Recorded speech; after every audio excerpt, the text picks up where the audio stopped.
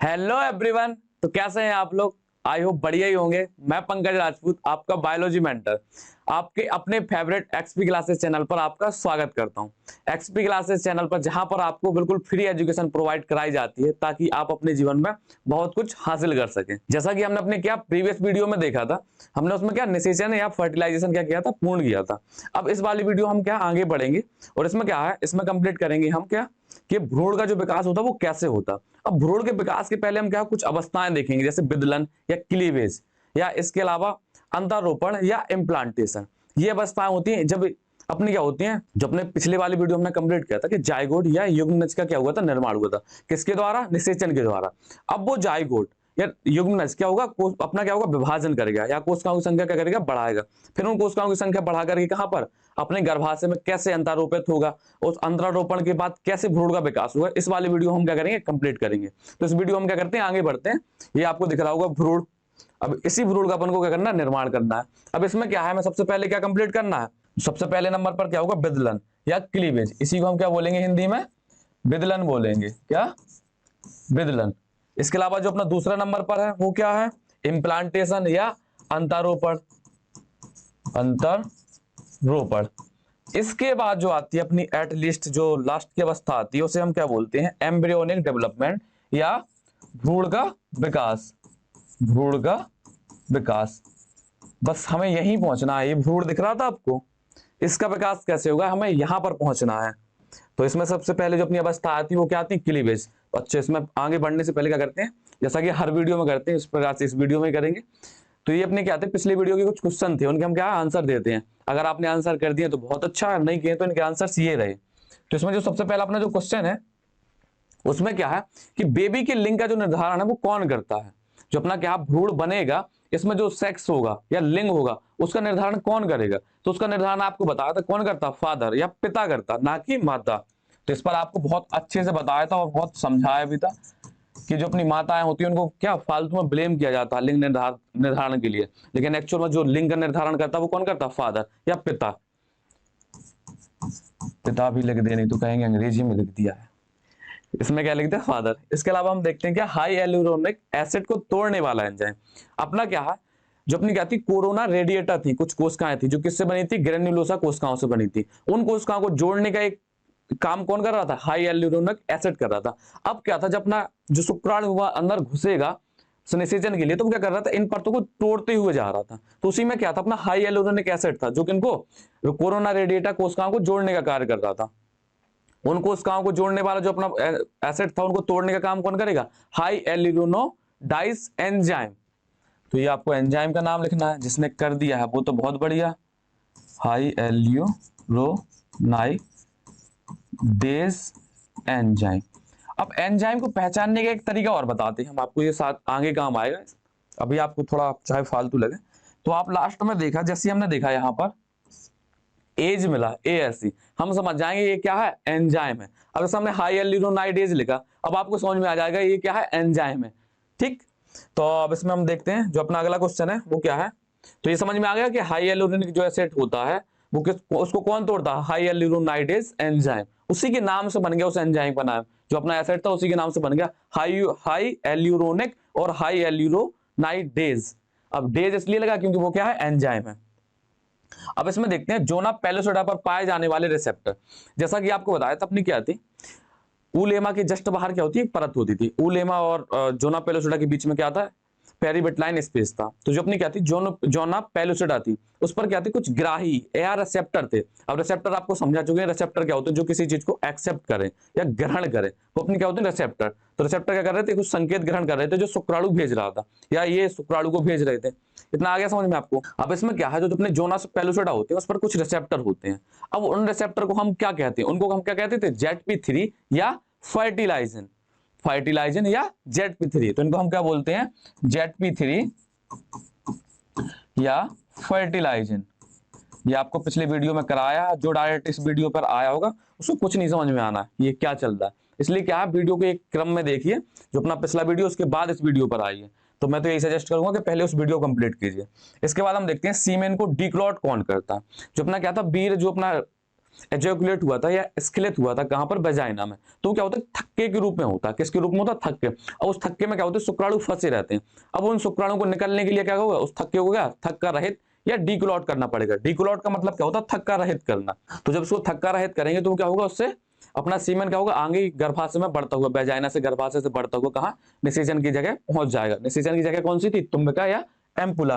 तो इसमें देखते हैं जो सीमेन है, अब सीमेन को डीक्लॉट कौन करता है, सीमेन को डीक्लॉट करता है कौन सा अपना प्रोस्टेटिक फ्लूइड, जो अपनी प्रोस्टेटिक ग्लैंड या पृष्ठ ग्रंथि थी उससे जो द्रव निकलता था वो इसको क्या करता है, डीक्लॉट करने का काम करता है। और कौन सी मीडियम में करता है ये भी आपको बता दी, किस मीडियम में कार्य करता है, एसिडिक मीडियम में। किस मीडियम में, एसिडिक मीडियम में। अब एसिडिक मीडियम इसको कौन प्रोवाइड कराता है, अपनी वेजाइना। तो ये अपना क्या होता है, प्रोस्टैटिक फ्लूइड या पृष्ठ द्रव। इतना आपको क्लियर है। अगर ये आंसर आपको बन गए तो बहुत बढ़िया, और जिनसे नहीं बने तो वो भैया छाप लो यहाँ से आंसर। अब इसमें हम क्या करते हैं, आगे बढ़ते हैं। तो जो अपना पहला टॉपिक है वो क्या है, क्लीवेज या विदलन। अब विदलन का मतलब आपको समझना, किसी चीज का मतलब टूटना है, फटना टाइप का, मतलब विदलन हो रहा है। उसमें क्या हो रहा है, एक से चीजें क्या हो रही है, अधिक हो रही है। जैसे मान लो एक लड्डू है, उसको हमने तोड़ दिया तो वो क्या हो गया, उनका विदलन हो गया। मतलब एक लड्डू से क्या हो गया, कई सारे क्या बूंदी में टूट गया वो, या जिस चीज का भी लड्डू है छोटे छोटे पार्टिकल में क्या होगा, टूट जाएगा। तो अब इस विदलन में हम समझते क्या है, तो विदलन में सामने देखते हैं, विदलन की जो प्रक्रिया होती है वो क्या होती है, निषेचन के बाद जब अपना युग्मनज बनता है उसके बाद क्या होती है, विदलन की क्या होती है, प्रक्रिया शुरू होती है। तो जब विदलन की प्रक्रिया है इसमें क्या होता है कि अपना क्या है, जो युग्मनज है या जाइगोट है वो क्या करता है, समसूत्री विभाजन करना शुरू कर देता है। क्या करता है, समसूत्री विभाजन करना शुरू करता है। अब समसूत्री विभाजन करेगा तो क्या होगा, कोशिकाओं की संख्या क्या होगी, बढ़ेगी। अब इसको हम समझ लेते हैं, डायग्राम के थ्रू समझते हैं इसको, तो आपको शायद और अच्छे समझ में आएगा। ये मान लीजिए अपना ये क्या है, युग्मनज है, क्या है, जाइगोट या क्या है, युग्मनज। ये क्या होता है, अपना 2n नंबर होता है। इसमें जो गुणसूत्रों की संख्या होती है वो क्या होती है, 2n होती है। अब इसमें क्या होता है, समसूत्री विभाजन होता है। क्या होता है, समसूत्री विभाजन। तो आपको पता है जब इसमें समसूत्री विभाजन होगा तो इसमें जो कोशिकाओं की संख्या क्या हो जाएगी, वो हो जाएगी डबल। क्या हो जाएगी, डबल। लेकिन इसके पहले हम एक चीज और बताते हैं कि जो अपना विदलन होता इसमें भी समसूत्री विभाजन होता, लेकिन इसमें जो समसूत्री विभाजन होता वो क्या होता, अपना साधारण कोशिका में समसूत्री विभाजन होता, उससे क्या होता, पूरी तरीके से भिन्न होता। अब आपने ऐसे अपनी साइटोलॉजी या सेल डिवीजन वाले चैप्टर में आपने पढ़ा होगा कि जो कोशिका का विभाजन होता है तो उसमें क्या होती है, जो अपनी जनक कोशिका, मान लीजिए ये अब जनक कोशिका, ये क्या विभाजन करने से पहले क्या करेगी, अपने आकार में, कोशिका द्रव में, अपने केंद्रक में क्या करेगी, वृद्धि करेगी, उसके बाद विभाजन करेगी। तो वो जो विभाजन होता था उसमें जो कोशिकाएं बनती थी वो क्या होती थी, समान होती थी। मान लो ये क्या करेगी, पहले बड़ा होगी, ये कोशिका क्या हुई, वृद्धि की, बड़ी हो गई। अब इसका विभाजन करेंगे तो जो दो नई कोशिकाएं बनेंगी वो क्या होंगी, अपनी जनक कोशिका की क्या होगी, बराबर होंगी। उसमें जो अपना केंद्रक और क्या होता, कोशिका द्रव का जो अनुपात होता वो क्या होता, फिक्स रहता है। अब केंद्रक को कोशिका द्रव कैसा समझते हैं हम, एक आपने उसी वाले जो अपना कोशिका विभाजन वाला जो अध्याय है उसमें आपने पढ़ा होगा, ये मान लीजिए कोशिका है और ये बीच में क्या पड़ा, उसका केंद्रक पड़ा है।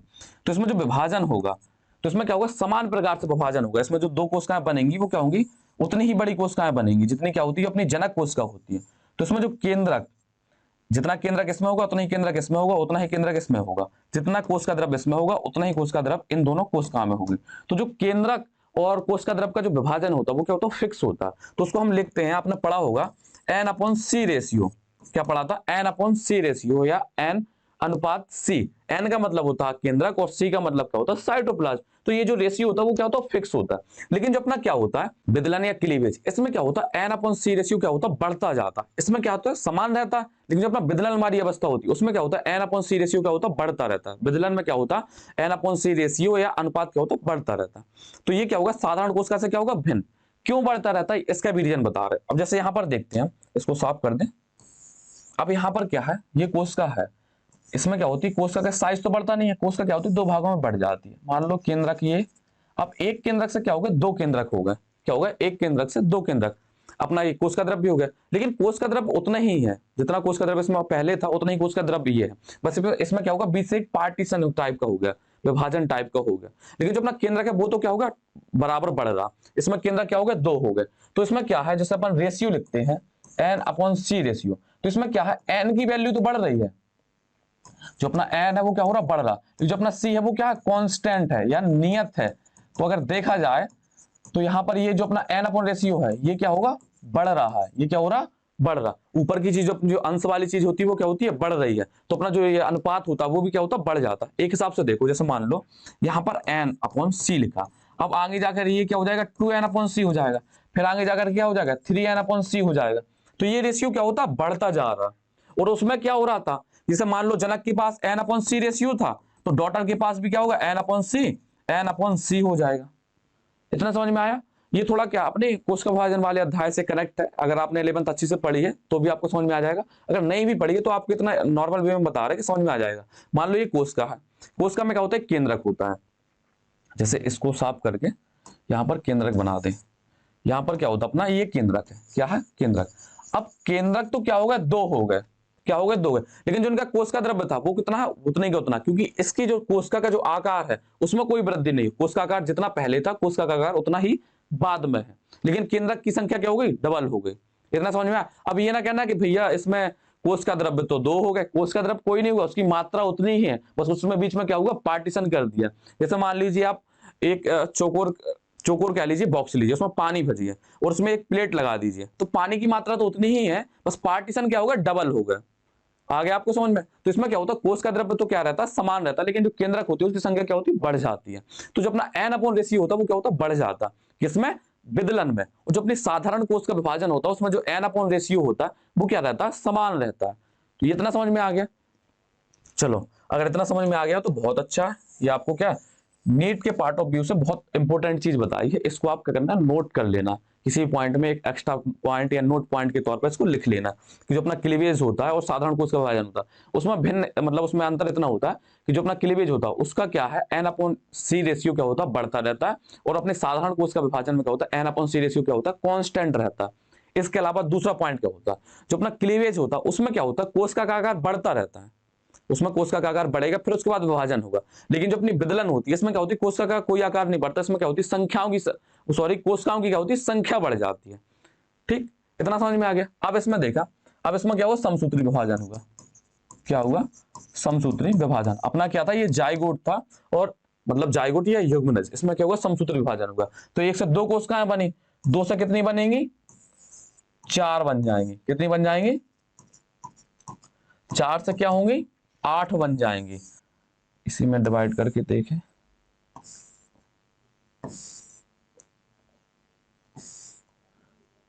एक दो तीन चार पाँच छह सात आठ, ये क्या होगी, अपनी आठ कोशिकाएं हो गई। अब बस आपको एक रफली डायग्राम दे रहे हैं, अभी आपको एक डायग्राम दिखाएंगे जो क्लियर आपको दिखेगा उसमें कैसे कोशिकाओं का विभाजन होगा। बस ये बता रहे हैं कि दो से चार, चार से आठ, और आठ से क्या होंगी, 16 कोशिकाएं बनेंगी। इसी प्रकार से अब इसमें क्या करते हैं, हम 16 कोशिकाएं बना लेंगे।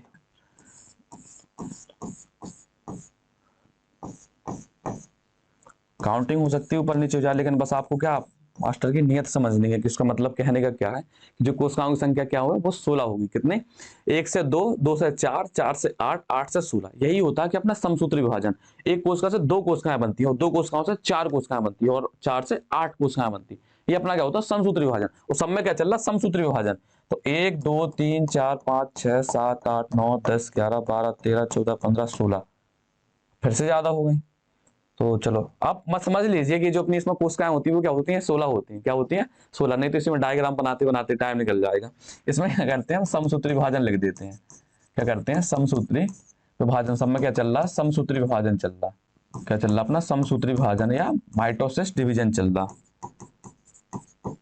समसूत्री।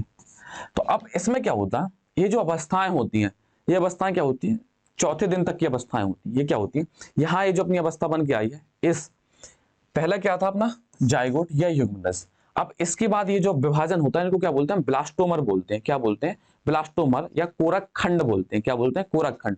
ये जो दो आपको दिख रहा है इनको क्या बोलेंगे हम, कोरक खंड। ये जो चार दिख रहा है आपको क्या बोलेंगे, कोरक खंड। और जैसे ही 8 और 16 की क्या होती है, अवस्था आती है, इसको हम क्या बोलते हैं, तूतक या मोरूला बोलते हैं। क्या बोलते हैं, तूतक या मोरूला। ये जो अवस्था होती है अपनी 8 और 16 कोशिकाओं की जो अवस्था होती है, इसको हम क्या बोलते हैं, तूतक या मोरूला बोलते हैं। इसको क्या कहते हैं, तूतक या मोरूला। और ये जो अवस्थाएं होती हैं कहां से, दो से अपने चार के बीच की, इनको क्या बोलते हैं, कोरक खंड बोलते हैं। क्या बोलते हैं, कोरक खंड या ब्लास्टोमर, कोरक खंड। इसी को हम क्या बोलते हैं, ब्लास्टोमर। तो ये आपको समझ में आ गया, इसमें कोई दिक्कत। ये क्या होती है अपनी 4 दिन तक की क्या होती है अवस्थाएं होती है, 1 2 3 4। ये क्या होती है 4 दिन में क्या होती है अपनी 16 कोशिकाओं की क्या होती है संगठन बनता है, कोशिकाओं का एक समूह बनता है। ये कोशिकाओं का इसमें दिख रहा होगा कि कोशिका का आकार बढ़ा, कोशिका का आकार नहीं बढ़ता, जितना ये है उतना ही ये रहेगा। क्यों? क्योंकि इसमें क्या हो रहा है समसूत्र विभाजन, और ये क्या है विदलन। आपको विदलन ने बता दिया कि कोशिका का आकार नहीं बढ़ेगा, बस कोशिकाओं की क्या होगी संख्या बढ़ेगी। एक कोशिका, दो कोशिका, यहाँ पर 4 कोशिका, यहाँ पर 8 कोशिका, इसके अंदर क्या होगी 16 कोशिकाएं हो जाएंगी। इसको हम अच्छे से बना देने क्या होगी, आप डायग्राम अच्छा नहीं बनाया, इसको 8 कोशिकाएं बना के देखते हैं, 16 सॉरी,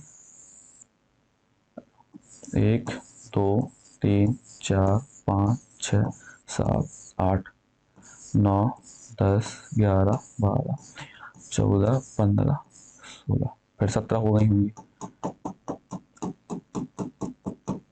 यहाँ पर लिखे दे रहे हैं हम, ये यहाँ पर कितनी है 2 सेल है, 2 सेल्स, यहाँ पर कितनी है 4 सेल्स, और यहाँ पर कितनी है 8 सेल्स, और यहाँ पर कितनी है 16 सेल्स।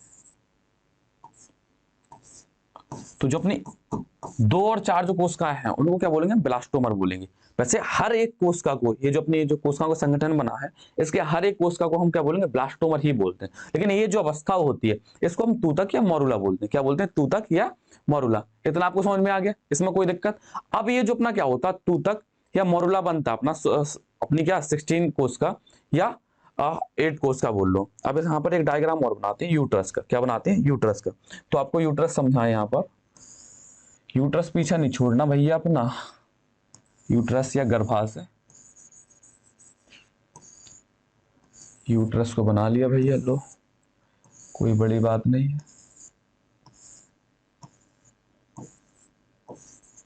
ये रफली डायग्राम बनाना अपनों को किसका, यूट्रस का। अब यहाँ पर देखते हैं अपना जो निषेचन हुआ था वो कहाँ हुआ था, तुम्बका वाले भाग पर हुआ था। यहाँ पर क्या हुआ था निषेचन हुआ था। यहाँ पर अपना क्या बना था जायगोट बना था या युग्मनज बना था। अब ये जायगोट क्या होता गर्भाशय की तरफ क्या होता बढ़ना शुरू हो देता, इस तरफ क्या होगा बढ़ना शुरू कर देगा।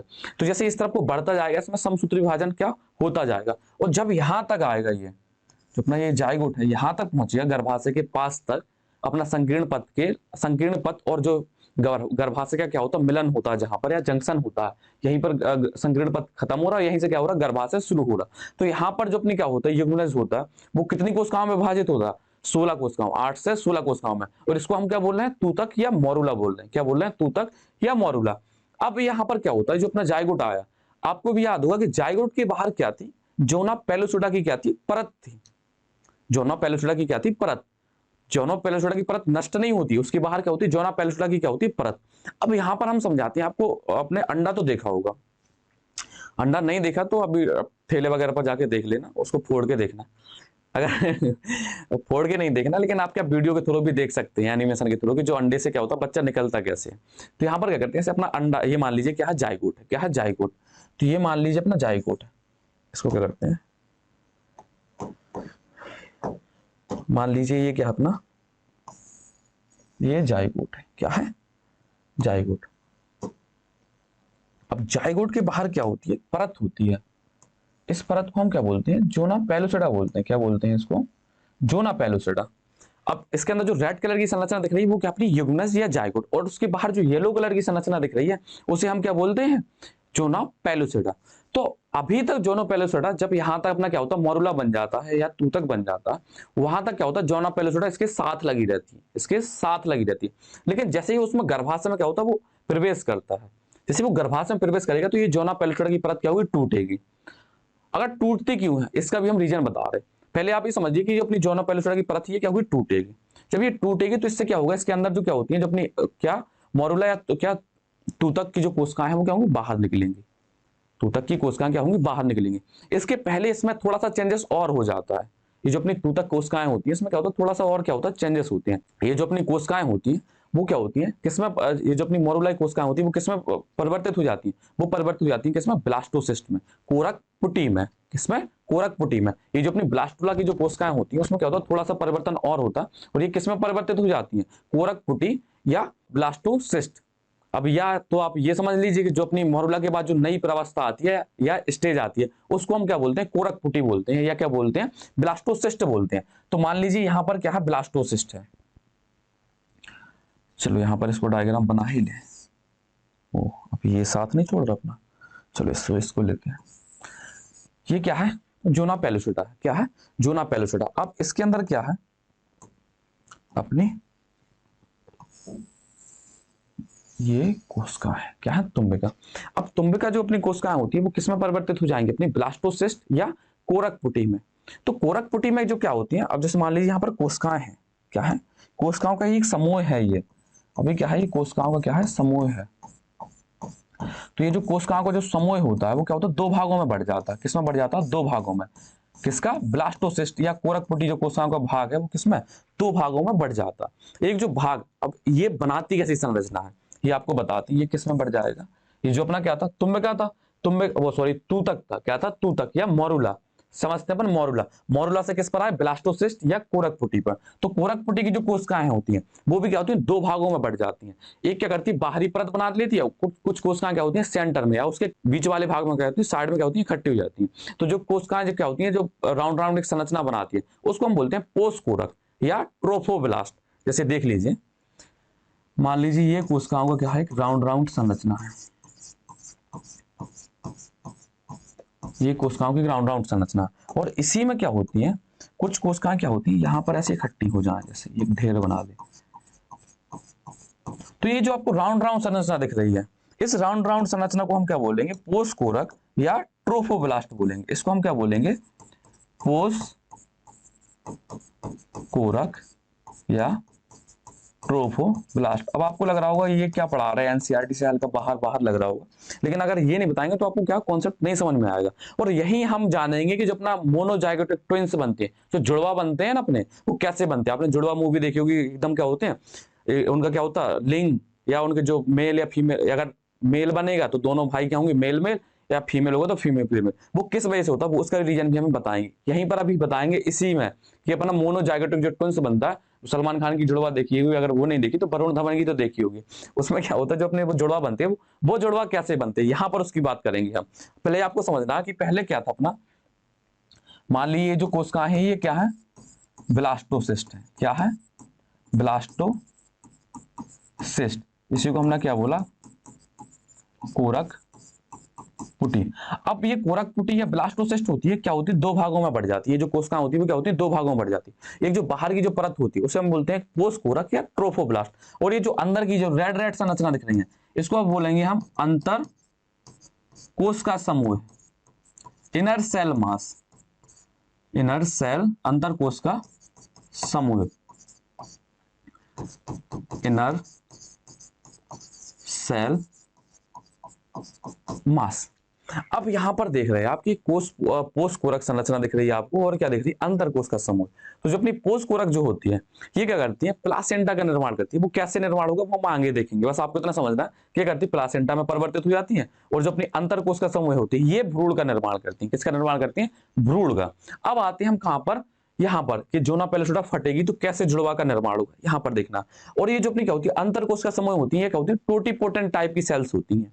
टोटीपोटेंट सेल ये होती है कि मान लो अगर एक कोशिका से क्या पूरे भ्रूण का निर्माण कर सकती है। इन कोशिकाओं में इतनी विभाजन की क्षमता होती है कि एक कोशिका से, ये जो आपको रेड रेड संरचना दिख रही, अगर इसमें से एक रेड संरचना क्या हो बाहर निकल जाए, मान लीजिए यहाँ पर ये दो कोशिकाएं या तीन कोशिकाएं आ गई, तो ये पूरा किसको? भ्रूण में कन्वर्ट कर सकती है। किसमें?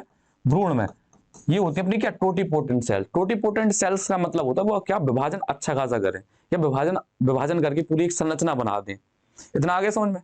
तो यहाँ पर आपको क्या है? ब्लास्टोसिस्ट। इसके पहले यहाँ पर हम दिखा दें आपको, नहीं तो यहाँ पे आप परेशान हो रहे होगे। ये जो अवस्था है मान लीजिए कौन सी है? तूतक या मोरुला वाली अवस्था है। क्या है? तूतक या मोरुला। इनके नाम भी लिख दें। ये जो येलो कलर की है ये क्या है? Zona pellucida. क्या है? Zona pellucida. और ये जो ग्रीन कलर की है ये क्या अपना? तूतक। तूतक या मोरुला। अब इसी कोशिकाओं के क्या है? बाहर एक परत है, उसको उस पर नहीं आना आपको। रेड वाली बस कोशिकाओं को एक संगठन दिखाने के लिए उस पर क्या रेड एक संरचना बना दी है। बस ये कोशिकाओं की संरचना ये इकट्ठी होती है, वो क्या राउंड कलर राउंड होती है। तो ये किसमें परिवर्तित होती है? ब्लास्टोसिस्ट में। किसमें? ब्लास्टोसिस्ट में या कोरकपुटी में। जैसे वो क्या करता है? गर्भाशय में प्रवेश करता, वैसे ही जब अपना तूतक होता है वो किसमें परिवर्तित हो जाता है? कोरकपुटी या ब्लास्टोसिस्ट में। इतना आगे समझा। अब ये जो इसके बाहर आपको क्या दिख रही है, यहाँ पर ये जो जोना पैलिसोडा दिख रही है, जब तक क्या होती है जोना पैलिसोडा रहेगी तब तक अपना क्या है, ये जो कोरक पुटी मान लीजिए, इसको हम एम्ब्रियो नाम दे दे रहे, जिसमें आपको समझने में दिक्कत नहीं होगी।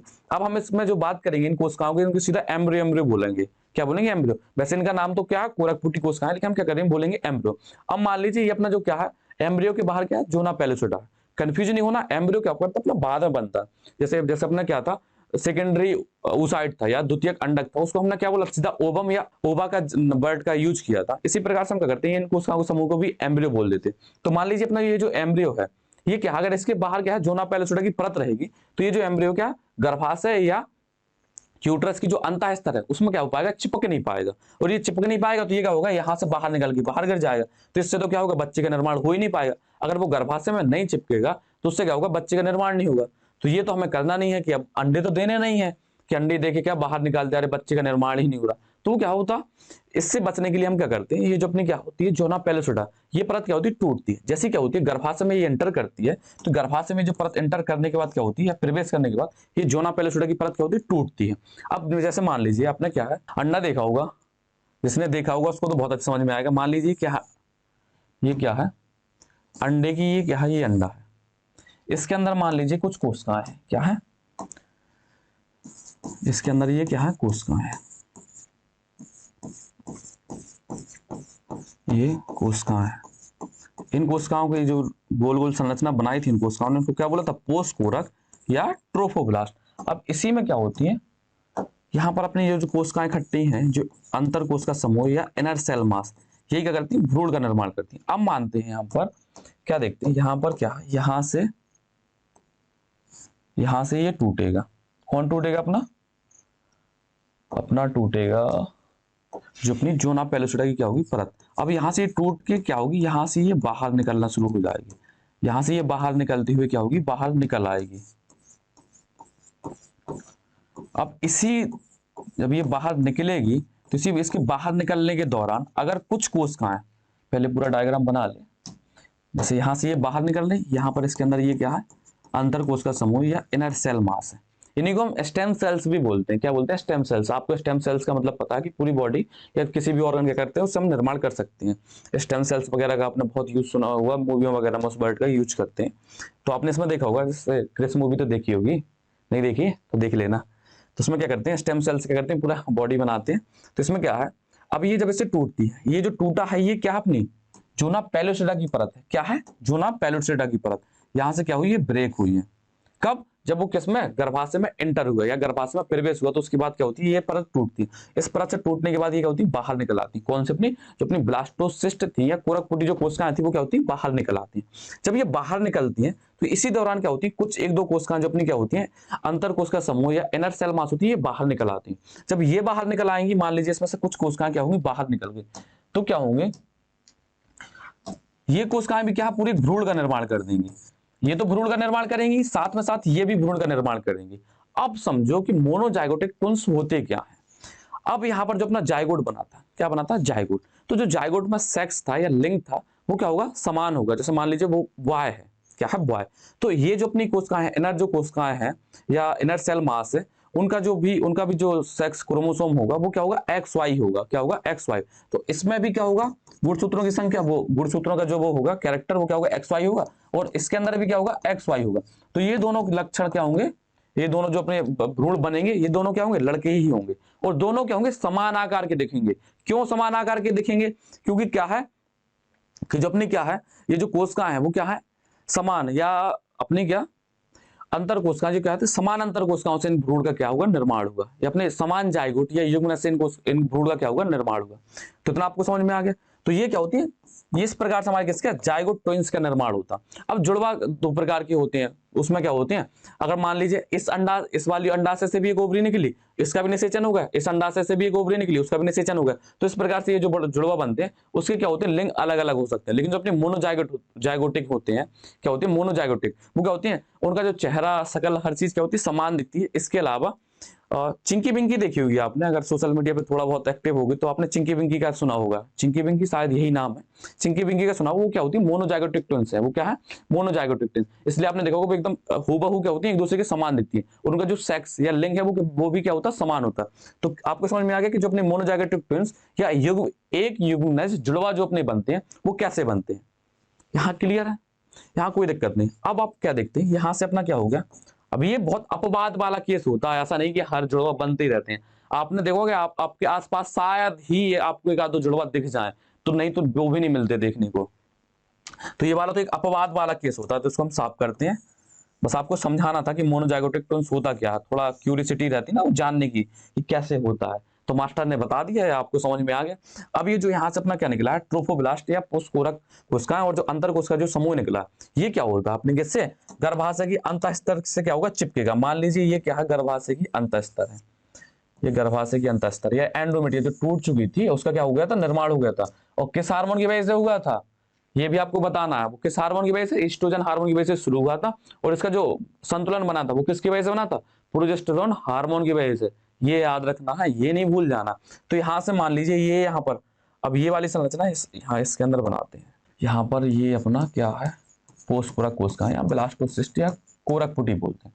इसी के अंदर क्या है, अपनी इनर सेल मास है। क्या है, इनर सेल मास है। अब ये क्या जाएंगे, इसके पास जाएंगे, इसमें क्या होंगे, चिपक जाएंगे। क्या हो जाएंगे, इसके अंदर चिपक जाएंगे। अब यहाँ पर जो अपन को समझना है, अपनी जो पोस्ट कोरक है ये क्या करती है, कुछ एंजाइम क्या करती है, मुक्त करती है। क्या करती है, कुछ एंजाइम और कुछ हार्मोन क्या करती है, मुक्त करती है। यहाँ आपको पता होगा कि जो अपने क्या है, अंतःस्तर है, गर्भाशय अंतःस्तर है। इसमें क्या होती है, कुछ रुधिर वाहिनियां होती हैं। और उन रुधिर वाहिनियों का निर्माण किसने किया था, प्रोजेस्टेरोन हार्मोन की वजह से हुआ था उनके रुधिर वाहिनियों का निर्माण। तो यहाँ से क्या होती है, कुछ रुधिर वाहिनियां होती हैं। इन रुधिर वाहिनियां, अब समझते हैं क्या अपना पोस्ट कोरक, क्या समझते हैं पोस्ट कोरक। जब पोस्ट कोरक या जब अपनी ब्लास्टोसिस्ट या कोरक पुटी में चिपकेगी, किससे, गर्भाशय की अंतःस्तर से। तो कोरक पुटी का गर्भाशय की अंतःस्तर से चिपकना या उसमें धंसना, यही कहलाता क्या, इम्प्लांटेशन। क्या कहलाता, इम्प्लांटेशन या अंतरोपण। इसमें भी और बात करेंगे, पहले तो हमने क्या समझा, विदलन। विदलन आपको समझ में आ गया, दो कोशिका से 8 या 16 कोशिकाओं की बनने की जो अवस्था होती है उसको क्या बोलते हैं, मॉरुला या तूतक। अब तूतक से जब गर्भाशय में प्रवेश करता तो वो किसमें परिवर्तित हो जाता है, कोरक पुटी में या ब्लास्टोसिस्ट में। अब ब्लास्टोसिस्ट की जो कोशिकाएं होती है वो क्या होती है, दो भागों में बढ़ जाती हैं। एक जो कोशिका होती है वो क्या होती है, बाहरी परत बनाती है। जो बाहरी परत बनाती है उस बाहरी परत को हम क्या बोलते हैं, पोस्ट कोरक या ट्रोफोब्लास्ट। इसके अलावा क्या होती है, कुछ कोशिकाएं क्या होती है, किनारे पर एक साइड क्या होती है, इकट्ठी हो जाती है। इन कोशिकाओं को बोलते हैं हम कि अंतर कोशिका समूह। और ये किसके अंदर होती है, अपने ट्रोफोब्लास्ट या पोस्ट कोरक की क्या होती है, अंदर होती है। इतना आगे समझ में आपको, तो इसमें कोई दिक्कत नहीं होगी। और जो अपनी क्या होती है, अंतर कोशिका समूह होती है, ये किसका निर्माण करती है, यही कोशिका किसका, भ्रूण का निर्माण करती है। किसका निर्माण करती है, भ्रूण का। आपको दिख गया था कि कैसे अपने क्या जुड़वा का निर्माण होता है। इन्हीं जो अपनी क्या होती है, अंतर कोशिका समूह होती है। कुछ कोशिकाएं क्या होती हैं, इससे अलग हो जाती है, किसके दौरान, हाँ यहाँ पर इसका नाम इस जो अपनी क्या थी, ये जोना पेलोसिटा से टूट करके जब अपनी कोरक पुटी बाहर निकल रही थी, तो इस प्रोसेस को हम बोलते हैं हैचिंग। हैचिंग आप जानते हैं कि अंडे से जब बच्चा बाहर निकलता है तो इस प्रोसेस को हम क्या बोलते हैं, हैचिंग या अंडे सेना बोलते हैं इसको, अंडे सेना। या मतलब बच्चे अंडे से बच्चे का बाहर निकलना है अपना क्या कहलाता है, हैचिंग कहलाता है। क्या कहलाता है, हैचिंग। तो एक मान लीजिए ये क्या है, अंडा, ये सफेद कलर की आपको लेयर दिख रही है, ये क्या है, अंडे के ऊपर की क्या परत है। इसमें से ये जो मान लीजिए बच्चा है, ये क्या हो रहा है, बाहर निकल रहा। तो बच्चे के अंडे से बाहर निकलने की प्रक्रिया को क्या बोलते हैं, हम हैचिंग बोलते हैं। इस प्रोसेस को जैसे हम नाम देते हैं, इसको हम क्या नाम देते हैं, हैचिंग। जैसे आपको वहां आ जाए उसमें क्वेश्चन दे देंगे हैचिंग क्या है, तो आपको इतना पता चल जाए कि जोना पेलोसिडा की परत तोड़ करके या जोना पेलोसिडा की जब परत टूटती है तो उससे क्या, कोरक पुटी कोशिकाओं का बाहर निकलना ही क्या कहलाता, हैचिंग कहलाता। इतना क्लियर है, इसमें कोई दिक्कत नहीं। तो अपना जो हैचिंग के बाद जो अपना क्या था, कोरक पुटी ये ब्लास्टोसिस्ट क्या थी, बाहर निकली थी। अब वो कहाँ जाएंगे, अपनी गर्भाशय के अंतःस्तर के पास, तो उनसे क्या होंगे, चिपक जाएंगे या उनमें धंस जाएंगे। तो कोरक पुटी कोशिकाओं का अपने किसमें, अंतःस्तर या एंडोमेट्रियम में धंसना ही क्या कहलाता, इम्प्लांटेशन या अंतरारोपण कहलाता। अब इसमें और बात करेंगे अंतरारोपण में क्या क्या चेंजेस होते हैं। अभी हम किसकी बात कर रहे हैं, विदलन की। तो इसमें क्या देखते हैं हम, क्या देखते हैं, इसमें ट्रोफोब्लास्ट है। क्या अपना ट्रोफोब्लास्ट। तो ट्रोफोब्लास्ट क्या करता है, जब इससे चिपकता है किससे, अंतःस्तर या एंडोमेट्रियम से, तो कुछ क्या करता है, एंजाइम और कुछ हार्मोन क्या करता है, मुक्त करता। अब मान लीजिए इसे चिपका, तो ये क्या करता है, कुछ लिटिक एंजाइम या लाइटिक एंजाइम क्या करता है, मुक्त करता। अब ये जो लाइटिक एंजाइम होती है ये क्या करती है, एंडोमेट्रियम या अंतःस्तर को करती है, डाइजेस्ट करती है, मतलब उसको लचीला कर देगी, एकदम घोल देगी उसको, ताकि ये उसमें और अच्छे से धस जाए अंदर की तरफ। ये धसेगा। अब यहाँ पर क्या करते हैं, जैसे मान लीजिए ये परत है, ये क्या है, परत है। और इसको क्या कर दिया, डाइजेस्ट कर दिया, इस वाली परत को कैसे कर दिया, एकदम लचीला सा कर दिया, क्या कर दिया, लचीला। अब इसमें आकर के कोई संरचना की इसमें घुसेगी। आपको भी पता है कि कोई जैसे मान लो कोई सॉलिड चीज है, ट्यूब वगैरह देखा, टायर का ट्यूब, उसको गर्म करते हैं तो क्या वो उधर लचीला हो जाता है। या प्लास्टिक का कोई बर्तन देखा होगा आपने, तो उसको हम लोग गर्म करते हैं वो लचीला हो जाता है, तो उसको हम जैसे आकार में करेंगे वैसे चला जाएगा। जब इसको क्या करते हैं, लिटिक एंजाइम इस पर कार्य करता है। ये क्या है, गर्भाशय की अंतःस्तर है, गर्भाशय की अंतःस्तर या एंडोमेट्रियम, ये होगी लचीली। अब इसमें मान लीजिए गेंद टाइप की ऐसी मारे हम, तो ये क्या होगी, उसमें अंदर धसती हुई चली जाएगी। और जब ये धसती हुई जाएगी तो ये परत इसको क्या करेगी, बाहर से कवर कर लेगी इसको पूरी। जैसे मान लीजिए अपना ये है, अब ये सॉलिड है, अब इसको एंजाइम में काम करके एकदम लचीला कर दिया, यहां से गई, ये इसमें लगा, इसको लचीला करते हुए तो क्या पूरी तरीके से कवर कर लेगी। अब आ गया समझ में आपको। तो अपनी जो कोरक पुटी होती है क्या होती है, अंतःस्तर के पास गई, लचीला हो चुका। अब ये मान लीजिए लचीला है पूरा हाथ, अब क्या लचीला है, और ये अपनी क्या कोरक पुटी कोशिकाएं हैं, इसके पास जाएंगी तो ये इसमें धसी और इसने इसको पूरे तरीके से जकड़ लिया है, कवर कर लिया, तो इसकी जो पकड़ हो जाएगी वो क्या होगी, बहुत अच्छी हो जाएगी। मान लीजिए कि हल्का सा, मतलब यही नहीं कि यहाँ पर अपना ब्लास्टोसिस्ट या कोरक पुटी चिपकने के बाद बाहर निकल जाए, ऐसा नहीं होता। वो इसके पास जाएगा और अच्छे से चिपक जाएगा, और जो अपनी क्या अंतःस्तर इसको पूरी तरीके से कवर कर लेगी। ये यहाँ पर घुसने के बाद जो अपनी अंतःस्तर है इसको बाहर से पूरी तरीके से क्या कर ली, कवर कर लेगी, तो ये पूरी तरीके से में चिपक गया। इतना आ गया समझ में। यही क्या होता है, अपना अंतरारोपण की प्रक्रिया होती है। इसके अलावा इसमें और क्या होता है, अपना क्या था, पोस्कोरक या ट्रोफोब्लास्ट था। इसने लिटिक एंजाइम किया, लिटिक एंजाइम ने क्या किया, अंतःस्तर या एंडोमेट्रियम को क्या किया, डाइजेस्ट किया, डाइजेस्ट या पाचित किया। पाचन करने के बाद वो लचीली सी हो गई, उसमें गई और चिपक गई और घुस गई, तो यहाँ लग गया। अब ये किसके कांटेक्ट में आ गया, ये आ गया जो अपनी माता या गर्भाशय था उसकी रुधिर वाहिनियों के कांटेक्ट में आ गया या उसके संपर्क में आया। तो यहाँ पर क्या होता, अपना ये जो है ट्रोफोब्लास्ट, तो जो अपनी माता की रुधिर वाहिनियां होती हैं उनसे क्या करता है, एक हार्मोन मुक्त करवाने के लिए क्या करता है, प्रेरित करता है। तो वो जो हार्मोन मुक्त होता है वो कौन सा होता है, एससीजी हार्मोन होता, ह्यूमन कोरियोनिक गोनाडोट्रोपिन हार्मोन क्या करता, मुक्त करवाता। और यही जो अपना हार्मोन इसमें बना है, किसमें, माता की रुधिर वाहिनियों में, यही हार्मोन क्या होता, अपने ब्लड से या रुधिर से होते हुए क्या, अब उनका क्या होता है, फिल्ट्रेशन। आपने एक्सक्रीशन पढ़ा होगा किसमें, 11th में, कि ब्लड से जितनी भी अशुद्धियां कुछ भी होती हैं वो क्या करता है, उनका क्या होता है, छन्ना हो जाता है या छननी हो जाती है, एक्सक्रीशन, उनको अलग कर लिया जाता है। और वो अलग किया हुआ हार्मोन कहां से, यूरिन से क्या होता है, पास होता है। तो यूरिन में जब क्या होती है, एससीजी हार्मोन की क्या होती है, प्रेजेंस या उपलब्धता होती है, तो उसी से हमें पता चल जाता है कि क्या होगी, प्रेगनेंसी या सगर्भता हो चुका है। मान लो अपना क्या, जो अपना कोरक पुटी बना है वो क्या होगा, इसमें इम्प्लांट हो चुका है। इसी से आपने देखा होगा कि कुछ स्ट्रिप्स आती हैं, स्ट्रिप जो प्रेगनेंसी टेस्ट के लिए होती है, तो उसमें क्या करते हैं, यूरिन की ड्रॉप डालते हैं और उससे क्या करता है, कुछ कलर चेंज होता है, उससे हमें पता चलता है कि अब प्रेगनेंसी हो चुकी है। तो यही वो होता, कौन सा हार्मोन होता, अपना SCG, human chorionic gonadotropin hormone होता। उसी की वजह से हमें पता चलता है कि जो अपनी महिला है वो क्या हो चुकी है, प्रेग्नेंट या गर्भवती हो चुकी है। और ये किसने सीक्रेट, इसका जो श्रावण करवाया वो किसने करवाया, अपनी कोरक पुटी कोशिकाओं ने या ट्रोफोब्लास्ट ने करा। सॉरी, कोरक पुटी नहीं, क्या था अपना, पोस्कोरक, पोस्कोरक या ट्रोफोब्लास्ट ने इसका क्या करवाया था, श्रावण करवाया था। और किससे करवाया था, जो अपनी माता की रुधिर वाहिनियां था उनसे क्या हुआ था, इनका श्रावण हुआ था। इतना आगे समझ में। अब हम इसको देखते हैं क्या, किसके द्वारा, अपना एक एनसीईआरटी का डायग्राम भी लेके आया, तो एनसीईआरटी के डायग्राम के थ्रू हम इसको क्या करेंगे, कंप्लीट। यहां तक कोई दिक्कत होनी नहीं चाहिए भैया, एक एक स्टेप में आपको समझाया, बहुत अच्छे से समझाया, सिंपल वे में, और अपने क्या डेली लाइफ के एग्जांपल भी दिए ताकि आपको समझ में आ भी जाए। अब इसके बाद क्या करते हैं, हम एनसीईआरटी वाले डायग्राम पर चलते हैं। ये वाला डायग्राम क्या होता है, कभी कभी नामकरण करने के लिए आ जाता है, क्या करने के लिए, नामकरण। तो अब इसमें हम समझते हैं क्या है। एक चीज और यहाँ पर देखने से पता चली, उसको भी हम क्लियर कर देंगे। तो यहाँ पर क्या है, जैसे पहले नंबर पर क्या दिख रहा है, ये अपना क्या है, द्वितीयक अंडक या सेकेंडरी ओसाइट। इसका क्या हुआ, निषेचन हुआ। क्या हुआ, निषेचन। निषेचन के बाद क्या हुआ, यहां पर क्या बना अपना, ये जाइगोट बना। क्या बना, जाइगोट बना। क्या बना, जाइगोट। अब जाइगोट के बाद क्या होता है, विभाजन होता है। इन विभाजन को हम क्या बोलते हैं, ब्लास्टोमर या कोरक खंड बोलते हैं। क्या बोलते हैं, कोरक खंड। ये जो आपको कोशिकाएं दिख रही हैं इनको हम क्या बोलेंगे, ब्लास्टोमर, या इन्हीं को हम क्या बोलते हैं, कोरक खंड बोलते हैं। क्या बोलते हैं, कोरक खंड। और यही जो कोरक खंड क्या होते हैं, जब 8 से 16 कोशिकाओं की अवस्था में हो जाती है। ये आपको दिख रही होंगी, 1 2 3 4 5 6 7 8, ये क्या है, 8 कोशिकाएं हैं। और 8 कोशिकाएं यहाँ पर बनाया नहीं है, यहाँ पर मान लीजिए 16 कोशिकाएं। तो 8 से जो 16 कोशिकाओं की अवस्था होती है उसे क्या बोलते हैं, तूतक या मोरुला बोलते हैं। क्या बोलते हैं, तूतक या मोरुला। मान लीजिए यहाँ पर कितनी है, 8 सेल्स हैं। कितनी, 8 सेल्स। यहाँ पर कितनी है, 4 सेल्स हैं। और यहां पर कितनी, और इनमें क्या हो रहा है, समसूत्री विभाजन हो रहा। क्या हो रहा है, समसूत्री विभाजन। तो अपना जो अपना क्या है, युग्मनज है उनमें क्या होता है, समसूत्री विभाजन होता है, उससे क्या होता है, कोशिकाओं की क्या होती है, संख्या बढ़ती है, लेकिन उसका आकार नहीं बढ़ता, इसी को हम क्या बोलते हैं, विदलन बोलते हैं। तो विदलन की परिभाषा आपको कंप्लीट हो गई होगी। तो यहाँ पर हम देख रहे हैं, यहाँ पर क्या हुआ, अंडाशय ने क्या किया, द्वितीय कंडक को मुक्त किया। अब इस द्वितीय कंडक का क्या होगा, यहाँ पर क्या होगा, निषेचन। कभी कभी क्या होता है, यहाँ पर ये आपको डायग्राम देंगे, खास करके नीट में क्या है, ऐसे एग्जाम्पल ऐसे क्वेश्चन आते हैं कि आपको डायग्राम दे देंगे और पूछ लेंगे कि जो ABCDEFG लिखी है, इसमें से G कौन सी अवस्था को दिखा रहा, H कौन सी अवस्था को दिखा रहा, F कौन सी अवस्था को दिखा रहा, तो ये आपको बताने पड़ेंगे कि कौन सा अवस्था क्या है। तो आपको बता चुके हैं अभी, अगर आपको वहां समझ में नहीं आया तो यहाँ आपको समझ में आ जाएगा। तो यहाँ से क्या हुआ, अंडाशय मुक्त हुआ, सॉरी अपना द्वितीय अंडाशय से क्या, द्वितीय कंडक मुक्त हुआ। अब इस द्वितीय कंडक का यहाँ पर क्या होगा, बी नंबर पर क्या होगा, निषेचन। तो बी नंबर पर क्या चल रहा, निषेचन चल रहा। और सी नंबर पर ये निषेचन होने के बाद किसका निर्माण हो गया, जायगोट का निर्माण हो गया। किसका निर्माण हो गया, जायगोट। अब जायगोट के बाद क्या होता, ब्लास्टोमर या कोरक खंड बनते हैं। क्या बनते हैं, कोरक खंड या ब्लास्टोमर। अब ब्लास्टोमर के बाद क्या होती है, अपनी क्या बन जाती है, मोरुला बन जाती है। जो आपको ई नंबर पर दिख रहा है, ये अपना क्या है, मोरुला है। क्या है, मोरुला।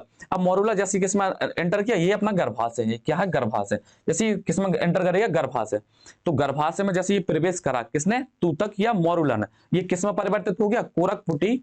कोरकपुटी या किसमें, कोरकपुटी मान लीजिए, या अपना कोरकपुटी या ब्लास्टोसिस्ट। क्या, ब्लास्टोसिस्ट किसमें परिवर्तित हो गया, अपना कोरकपुटी या ब्लास्टोसिस्ट में। अब कोरकपुटी में क्या होगा, ये जो अपनी क्या होती है, जो कोरकपुटी की जो कोशिकाएं होती हैं वो क्या होती है, दो भागों में बढ़ जाती हैं। जो एक जो अपनी कोशिकाएं होती हैं वो क्या होती है, बाहरी एक परत बनाती है। आपको दिख रही होगी जी नंबर पर, एक कोशिकाओं ने राउंड राउंड संरचना बना ली, जैसे ये दिख रही है जी नंबर की। ये जी नंबर पर क्या है, कोशिकाओं ने क्या कर ली, बाहर राउंड राउंड संरचना बना ली। और कुछ कोशिकाएं क्या होगी, किनारे पे इकट्ठे होगी। जो बाहर जो राउंड राउंड संरचना बनाई है कोशिकाओं ने, उनके क्या बोला हमने, पोस्ट कोरक या ट्रोफोब्लास्ट। और ये जो आपको कोशिकाओं का एक समूह इकट्ठा दिख रहा है, इसको हम क्या बोलते हैं, ट्रोफोब्लास्ट, सॉरी इनको क्या बोलते हैं, इनर सेल मास या आंतरिक अंतर कोशिका समूह बोलते हैं। इन्हीं अंतर कोशिकाओं समूह से क्या होता है, भ्रूण का निर्माण होता है। और ये जो बाहर की कोशिकाएं है, ट्रोफोब्लास्ट, इनको हम क्या बोलते, इनसे क्या होता, कौन सा, अपना लेटिक एंजाइम का मुक्त हुआ था। और क्या हुआ था, एससीजी हार्मोन ने हार्मोन को मुक्त कराया था। इसके अलावा इसका निर्माण और एक जगह और यूज होता है, ये किसका, प्लासेंटा का निर्माण करता है। किसका निर्माण करता है, प्लासेंटा। अभी हम इसमें आगे देखेंगे तो आपको उसका भी बता देंगे। तो ये अपना नंबर पर दिख गया। अब यहाँ पर क्या हो रहा, कोरकपुटी का क्या हो रहा, अंतरारोपण हो रहा। क्या हो रहा, अंतरारोपण। किसमें, गर्भाशय की अंतःस्तर में। ब्लास्टोसिस्ट अवस्था में ही क्या होता है, गर्भाशय में क्या होता है, अंतरारोपण होता है। किसका, जो अपना भ्रूण है, वो कौन सी अवस्था होती है, ब्लास्टोसिस्ट की अवस्था होती है। कौन सी, ब्लास्टोसिस्ट या कोरकपुटी की क्या होती है, अवस्था। उसी अवस्था में क्या होता है, गर्भाशय के अंतःस्तर में क्या होता है, इसका अंतरारोपण होता है। इतना समझ में आ गया भैया। इसके अलावा इसमें और कुछ नहीं है, इसमें बिल्कुल अपना इजी है, आपको परेशान होने की बात नहीं है। पहले क्या हुआ, द्वितीय कंडक मुक्त हुआ। द्वितीय कंडक का क्या हुआ, निषेचन हुआ। निषेचन के बाद किसका निर्माण हुआ, जायगोट या युग्मनज का निर्माण। युग्मनज में क्या होता है, समसूत्री विभाजन होगा। समसूत्री विभाजन होते होते क्या होता है, 8 से 16 कोशिकाओं का एक समूह बनता है। उस 16 कोशिकाओं के समूह को क्या बोला ना, तूतक या मोरुला। अब वो जैसे ही किसमें प्रवेश करता है, गर्भाशय में, तो उसके जो चारों तरफ जो परत होती है, या हैचिंग, सॉरी जो चारों तरफ की परत होती है, जोना पेल्स्टा, वो क्या होती है, टूटती है। और उसको टूटने के बाद जो कोशिकाओं के समूह था वो क्या होता है, बाहर निकलता। उन कोशिकाओं के समूह को हमने क्या बोला था, कोरकपुटी बोला था। क्या बोला था, कोरकपुटी। अब कोरकपुटी क्या होती है, दो भागों में बढ़ जाती है। एक क्या करती है, राउंड राउंड संरचना बनाती है, और एक कोशिका क्या होती है, एक समूह में क्या होती है, इकट्ठी हो जाती है। अब आपको यहाँ पर दिख रहा होगा, ये कोशिकाएं इकट्ठी हो गई, यहाँ पर ये राउंड राउंड संरचना बनी। तो यहाँ पर आपको एक गुहा जैसी संरचना दिख रही होगी। क्या दिख रही होगी, गुहा जैसी संरचना। इस गुहा जैसी संरचना को हम क्या बोलते हैं, कोरक गुहा या ब्लास्टोसील बोलते हैं। क्या बोलते हैं, कोरक गुहा या ब्लास्टोसील। इतना क्लियर। अब हम क्या करते हैं, इस टॉपिक की इतनी थ्योरी कंप्लीट कर लेते हैं। जो आपको नोट्स दिए गए हैं, तो आपको ये नोट्स पढ़ा दे रहे हैं। इसमें नोट्स में क्या, तो युग्मनज बनने के बाद प्रारंभिक अवस्था में जो विभाजन होते हैं उन्हें क्या बोलते हैं, विदलन कहते हैं। अपना जायगोट बना, जायगोट में क्या होगा, विभाजन हुए। शुरू में क्या होते हैं, जो विभाजन होते हैं उन्हें हमने क्या बोल दिया, विदलन बोल दिया। क्या बोल दिया, विदलन। ब्लास्टोसिस्ट तक की बनने की प्रक्रिया को क्या बोलते हैं, विदलन बोलते हैं। जैसे ब्लास्टोसिस्ट किसमें, एंडोमेट्रियम में अंतरारोपित हो जाए, या उसमें धस जाए, चिपक जाए, उसे हमने क्या बोल दिया, अंतरारोपण या इम्प्लांटेशन बोल दिया। इतना क्लियर, आपको विदलन समझ में आ गया। कहां तक हमने विदलन बोला, जायगोट से लेकर के ब्लास्टोसिस्ट तक की अवस्था को हमने क्या बोला, विदलन बोला। इतना क्लियर है। तो जो अपना विदलन होता है वो क्या होता, इसमें क्या होता है, इन विभाजन के बाद आकार नहीं बढ़ता, बस कोशिकाओं की क्या होती है, संख्या बढ़ती जाती है। जितना अपना जायगोट था उतने ही आकार का क्या बनता, अपना ब्लास्टोसिस्ट। अपना जो ब्लास्टोसिस्ट होता है वो पता कितने आकार का होता है, राई की दाने के बराबर होता है। जबकि इसमें गर्भाशय में क्या होता है, अंतरारोपित होता है। वो राई का दाना मान लीजिए, मटर का दाना, मटर का दाना तो बहुत बड़ा हो जाएगा, राई के दाने की बराबर क्या होता, उसका साइज होता है। राई मतलब होता अपना सरसों। क्या होता है, सरसों।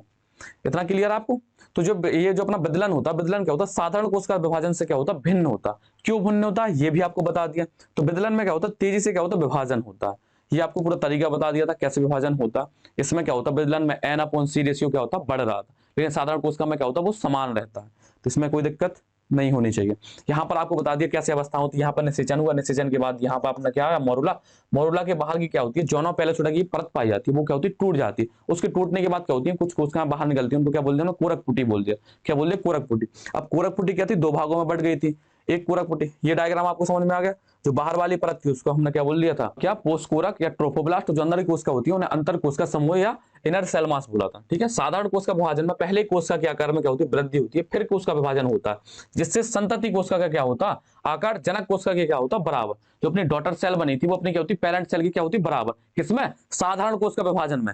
लेकिन अपनी जो क्या थी विदलन, उसमें ऐसा नहीं होता। जो अपनी संतति कोशिका बनती है वो क्या होती है, छोटी होती जाती है, किससे, अपने जनक कोशिका से। किंतु विदलन कोशिका विभाजन बिल्कुल भिन्न होता है। इसमें क्या होता है, कोशिका का आकार अपने आकार में वृद्धि नहीं करता और लगातार क्या करता, विभाजन करता रहता। क्या करता, विभाजन। मान लीजिए एक लड्डू है, उसको हमने तोड़ा, वो किसमें टूटा, दो भागों में टूटा। उसको हमने और तोड़ा तो छोटे छोटे हिस्सों में टूटता जाएगा, लेकिन लड्डू का साइज और जो लास्ट में जो अपनी अवस्था बनती है उन साइज में तो क्या होता है, अंतर होता है। वो छोटा रहेगा और लड्डू क्या होगा, बड़ा। जो अपना क्या होता है, सामान्य समसूत्री विभाजन होता है, उसमें ऐसा होता है कि एक लड्डू है, इसमें दो लड्डू करके मिला के बड़ा लड्डू कर दिया, फिर उसको दो भागों में टूटा, तो जो दो लड्डू बनेंगे वो पहले वाले लड्डू के बराबर ही होंगे।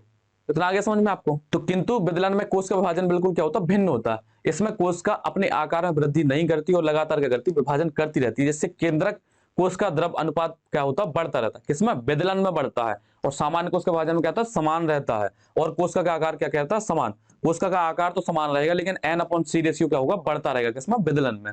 विदलन में तेजी से हुए कोश का विभाजन के कारण हमें भिन्न भिन्न क्या होती है, प्रवस्था देखने को मिलती है। आपने प्रवस्थाएं देखी, पहले क्या था, जायगोट। जायगोट से क्या बने, ब्लास्टोमर। ब्लास्टोमर से क्या बना, मोरुला। मोरुला से क्या बनी, ब्लास्टोसिस्ट बनी, या उसी को हम ब्लास्टुला भी बोल देते हैं। और ब्लास्टुला किसमें अपना इम्प्लांट हुआ, किसमें, एंडोमेट्रियम या अंतःस्तर में। ये गुण जैसे ही क्या होता है, संकीर्ण पथ से गर्भाशय की ओर बढ़ता है तो उसमें क्या होती है, समसूत्री विभाजन शुरू हो जाती है। जैसे अपना क्या है, एम्पुला से कहाँ चढ़ा, स्तमक से होती है, गर्भाशय की ओर बढ़ेगा तो उसमें क्या होती है, समसूत्री विभाजन शुरू हो जाती है। और वो कैसा होता है, पहले 2 कोशिकाएं, फिर 4 कोशिकाएं, फिर 8 कोशिकाएं, फिर 16 कोशिकाएं क्या होती है, संतति कोशिकाएं बनाता है, जिन्हें हम क्या बोलते हैं, कोरक खंड या ब्लास्टोमर से बोलते हैं। क्या बोलते हैं, ब्लास्टोमर। 8 से 16 कोशिका के ब्लास्टोमर्स को हमने क्या बोल दिया था, मोरुला। और उसी उन्हीं को बाद में हमने किसमें कन्वर्ट कर दिया था, ब्लास्टोसिस्ट या कोरक पुटी में। 8 से 16 कोशिकाओं वाले भ्रूण, भ्रूण बोल लीजिए आप या ब्लास्टोमर बोल लीजिए, उनको हमने क्या बोला था, तूतक या मोरुला बोला था। क्या बोला था, मोरुला या तूतक। तूतक के बाहर क्या होती है, जोना पेलेसोडा की क्या होती है, परत होती है, जिसके कारण क्या होता है, मोरुला गर्भाशय में क्या होता है, चिपक नहीं पाता या इम्प्लांट नहीं हो पाएगा। जब उसमें इम्प्लांट या चिपक नहीं पाएगा तो क्या होगा, बाहर निकल जाएगा, अपनी वजाइना से होती है बाहर निकल जाएगा। इससे क्या होगा, बेबी का निर्माण नहीं हो पाएगा। कभी कभी आपने देखा होगा कि किसी का कहते हैं मिसकैरेज हो गया, तो वो मिसकैरेज वाला केस यही होता है कि अच्छे से क्या होता है, गर्भाशय में चिपक ना पाना। जैसे मान लीजिए जोना पेलेसोडा तो टूट गई, एंडोमेट्रियम से वो चिपका। अब एंडोमेट्रियम से चिपकने के बाद लेटिक एंजाइम अच्छे से स्रावित नहीं हुआ। लेटिक एंजाइम अच्छे से स्रावित नहीं हुआ तो वो अच्छे से चिपक नहीं पाया अपने अंतःस्तर में। तो क्या होता है, अच्छे से ना चिपक पाने के कारण किसमें, अंतःस्तर में, तो वो क्या होता है, कभी कभी क्या होता है, कुछ धक्के वगैरह लगने या कुछ भी और हार्मोनल चेंजेस की वजह से क्या होता है, वो बाहर निकल जाता है बॉडी के।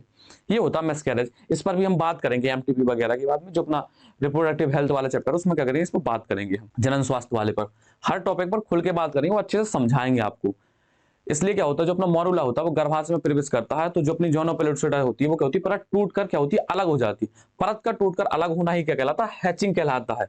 ये आपको याद रखना, हो सकता है आपको हैचिंग की परिभाषा पूछ ले कि हैचिंग क्या कहलाता है, गर्भाशय में हैचिंग की प्रवस्था होती कब है, ये भी पूछ सकते हैं। तो कब होती है, जैसे अपना क्या होता है, जो अपना ब्लास्टोमर है कहाँ प्रवेश किया, गर्भाशय में, उसी दौरान क्या होती है, इसमें हैचिंग की क्या होती है, प्रवस्था क्या होती है, शुरू हो जाती है। इसके बाद क्या है, कोरक पुटी ब्लास्टोसिस्ट का क्या होता है, निर्माण होता है। और इसके अंदर क्या होती है, गुहा का निर्माण होता है। इस गुहा को हम क्या बोलते हैं, कोरक गुहा या ब्लास्टोसील बोलते हैं।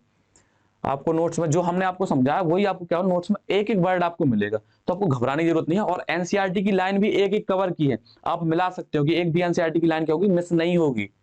हैचिंग के दौरान ही क्या होता है, युग्मनज या जुड़वा का क्या होता है, निर्माण होता है। आपको बता दिया कि जुड़वा कैसे बनते हैं, क्या होती है, कुछ इनर कोशिकाओं का समूह क्या होते हैं, बाहर रह जाता है। इनर कोशिकाएं क्या होती है, बाहर रह जाती है। अब वो इनर कोशिकाएं क्या होती हैं, जो अपनी इनर सेल मास कोशिकाएं थी वो क्या थी, कि टोटीपोटेंट थी। टोटीपोटेंट का मतलब होता है कि पूरी बॉडी या ऑर्गन का क्या पूरी संरचना बना देना, उनमें इतनी क्षमता होती है कि वो पूरी बॉडी का निर्माण कर सकते हैं। तो करती है, पूरी भ्रूण का निर्माण करती है। इतना आगे समझ में आपको। तो कोरक पुटी में जो कोरक खंड बाहरी परत में क्या होते हैं, व्यवस्थित होते हैं, उन्हें क्या बोलते हैं, पोस्ट कोरक बोलते हैं। जो ट्रोफोब्लास्ट बनाया था उससे क्या बोला, तो जो हमने किससे, ब्लास्टोसिस्ट या कोरक पुटी से बनी थी। इसके अलावा हम देखते हैं पोषकोरक से जुड़ा कोशिकाओं का आंतरिक समूह क्या कहलाता, अंतर कोशिका समूह कहलाता। ये पोषकोरक के नीचे भी हम क्या करते हैं, अंडरलाइन कर देते हैं। ये क्या है आपको पता होना चाहिए कि पोषकोरक क्या होती है। अब इसके बाद क्या है, इसी अवस्था में जो अपना कोरक पुटी या ब्लास्टोसिस्ट होता है वो गर्भाशय क्या होता है, अंतःस्तर में धस जाता है। अब इसके बाद हम किसकी बात करते हैं, इम्प्लांटेशन या अंतरोपण की करते हैं बात करते हैं। तो जैसा हमने क्या अभी अपना क्या क्लीवेज या विदलन क्या है कंप्लीट किया, अब हम कहां बढ़ते हैं, इम्प्लांटेशन की तरफ। कहां बढ़ते हैं, इम्प्लांटेशन। अब इम्प्लांटेशन में देखते हैं अपना जो इम्प्लांटेशन है और इम्प्लांटेशन के आगे की जो प्रोसेस है एम्ब्रियोनिक डेवलपमेंट, वो क्या इस डायग्राम के थ्रू क्या होगी, पूरी कंप्लीट हो जाएगी। लेकिन इसमें क्या इम्प्लांटेशन समझाने के लिए आपको क्या एक डायग्राम और हम क्या करते हैं, डायग्राम के थ्रू आपको बताते हैं। तो यहाँ पर देखते हैं अब आपको क्या बताया था, इम्प्लांटेशन क्या है। जैसे इम्प्लांटेशन में हुआ क्या था, अपना क्या बना था, ब्लास्टोसिस्ट बना था। क्या हुआ था, ब्लास्टोसिस्ट। जायगोट बना था या युग्मज, उसमें क्या हुआ था, विभाजन हुआ था या विदलन हुआ था। क्या हुआ था, विदलन। विदलन के बाद क्या बना था, ब्लास्टोसिस्ट बना था या कोरक पुटी। अब कोरक पुटी क्या होता है, किसमें जाकर के धसता अपने, अपना जो कोरक पुटी होता है वो किसमें जाकर के जो अपना एंडोमेट्रियम होता है उससे क्या होता है, चिपकता है। तो जो अपना कोरक पुटी है ब्लास्टोसिस्ट का एंडोमेट्रियम के साथ चिपकना ही क्या कहलाता, अपना इम्प्लांटेशन कहलाता। क्या कहलाता, इम्प्लांटेशन। तो जैसे हम यहाँ पर देखते हैं कि मान लो ये क्या है, अपना क्या है, एंडोमेट्रियम है। क्या है, एंडोमेट्रियम। अब एंडोमेट्रियम के पास क्या आया, अपना ब्लास्टोसिस्ट आया। क्या आया, ब्लास्टोसिस्ट, या इसी को अपना क्या बोल दिया, कोरक पुटी। अब ब्लास्टोसिस्ट भी आपको पता है वो क्या हुआ था, जो अपनी ब्लास्टोसिस्ट या कोरक पुटी था उसकी जो कोशिकाएं थी वो क्या होती, दो भागों में बढ़ गई थी। एक जो कोशिकाएं थी बाहरी बाहरी, ये क्या थी, अपनी पोषकोरक या ट्रोफोब्लास्ट, और जो क्या थी, कुछ कोशिकाएं क्या थी बीच में क्या होती, संग्रहित हो गई थी। उनको हमने क्या बोला था, इनर सेल मास बोला था। क्या बोला था, इनर सेल मास।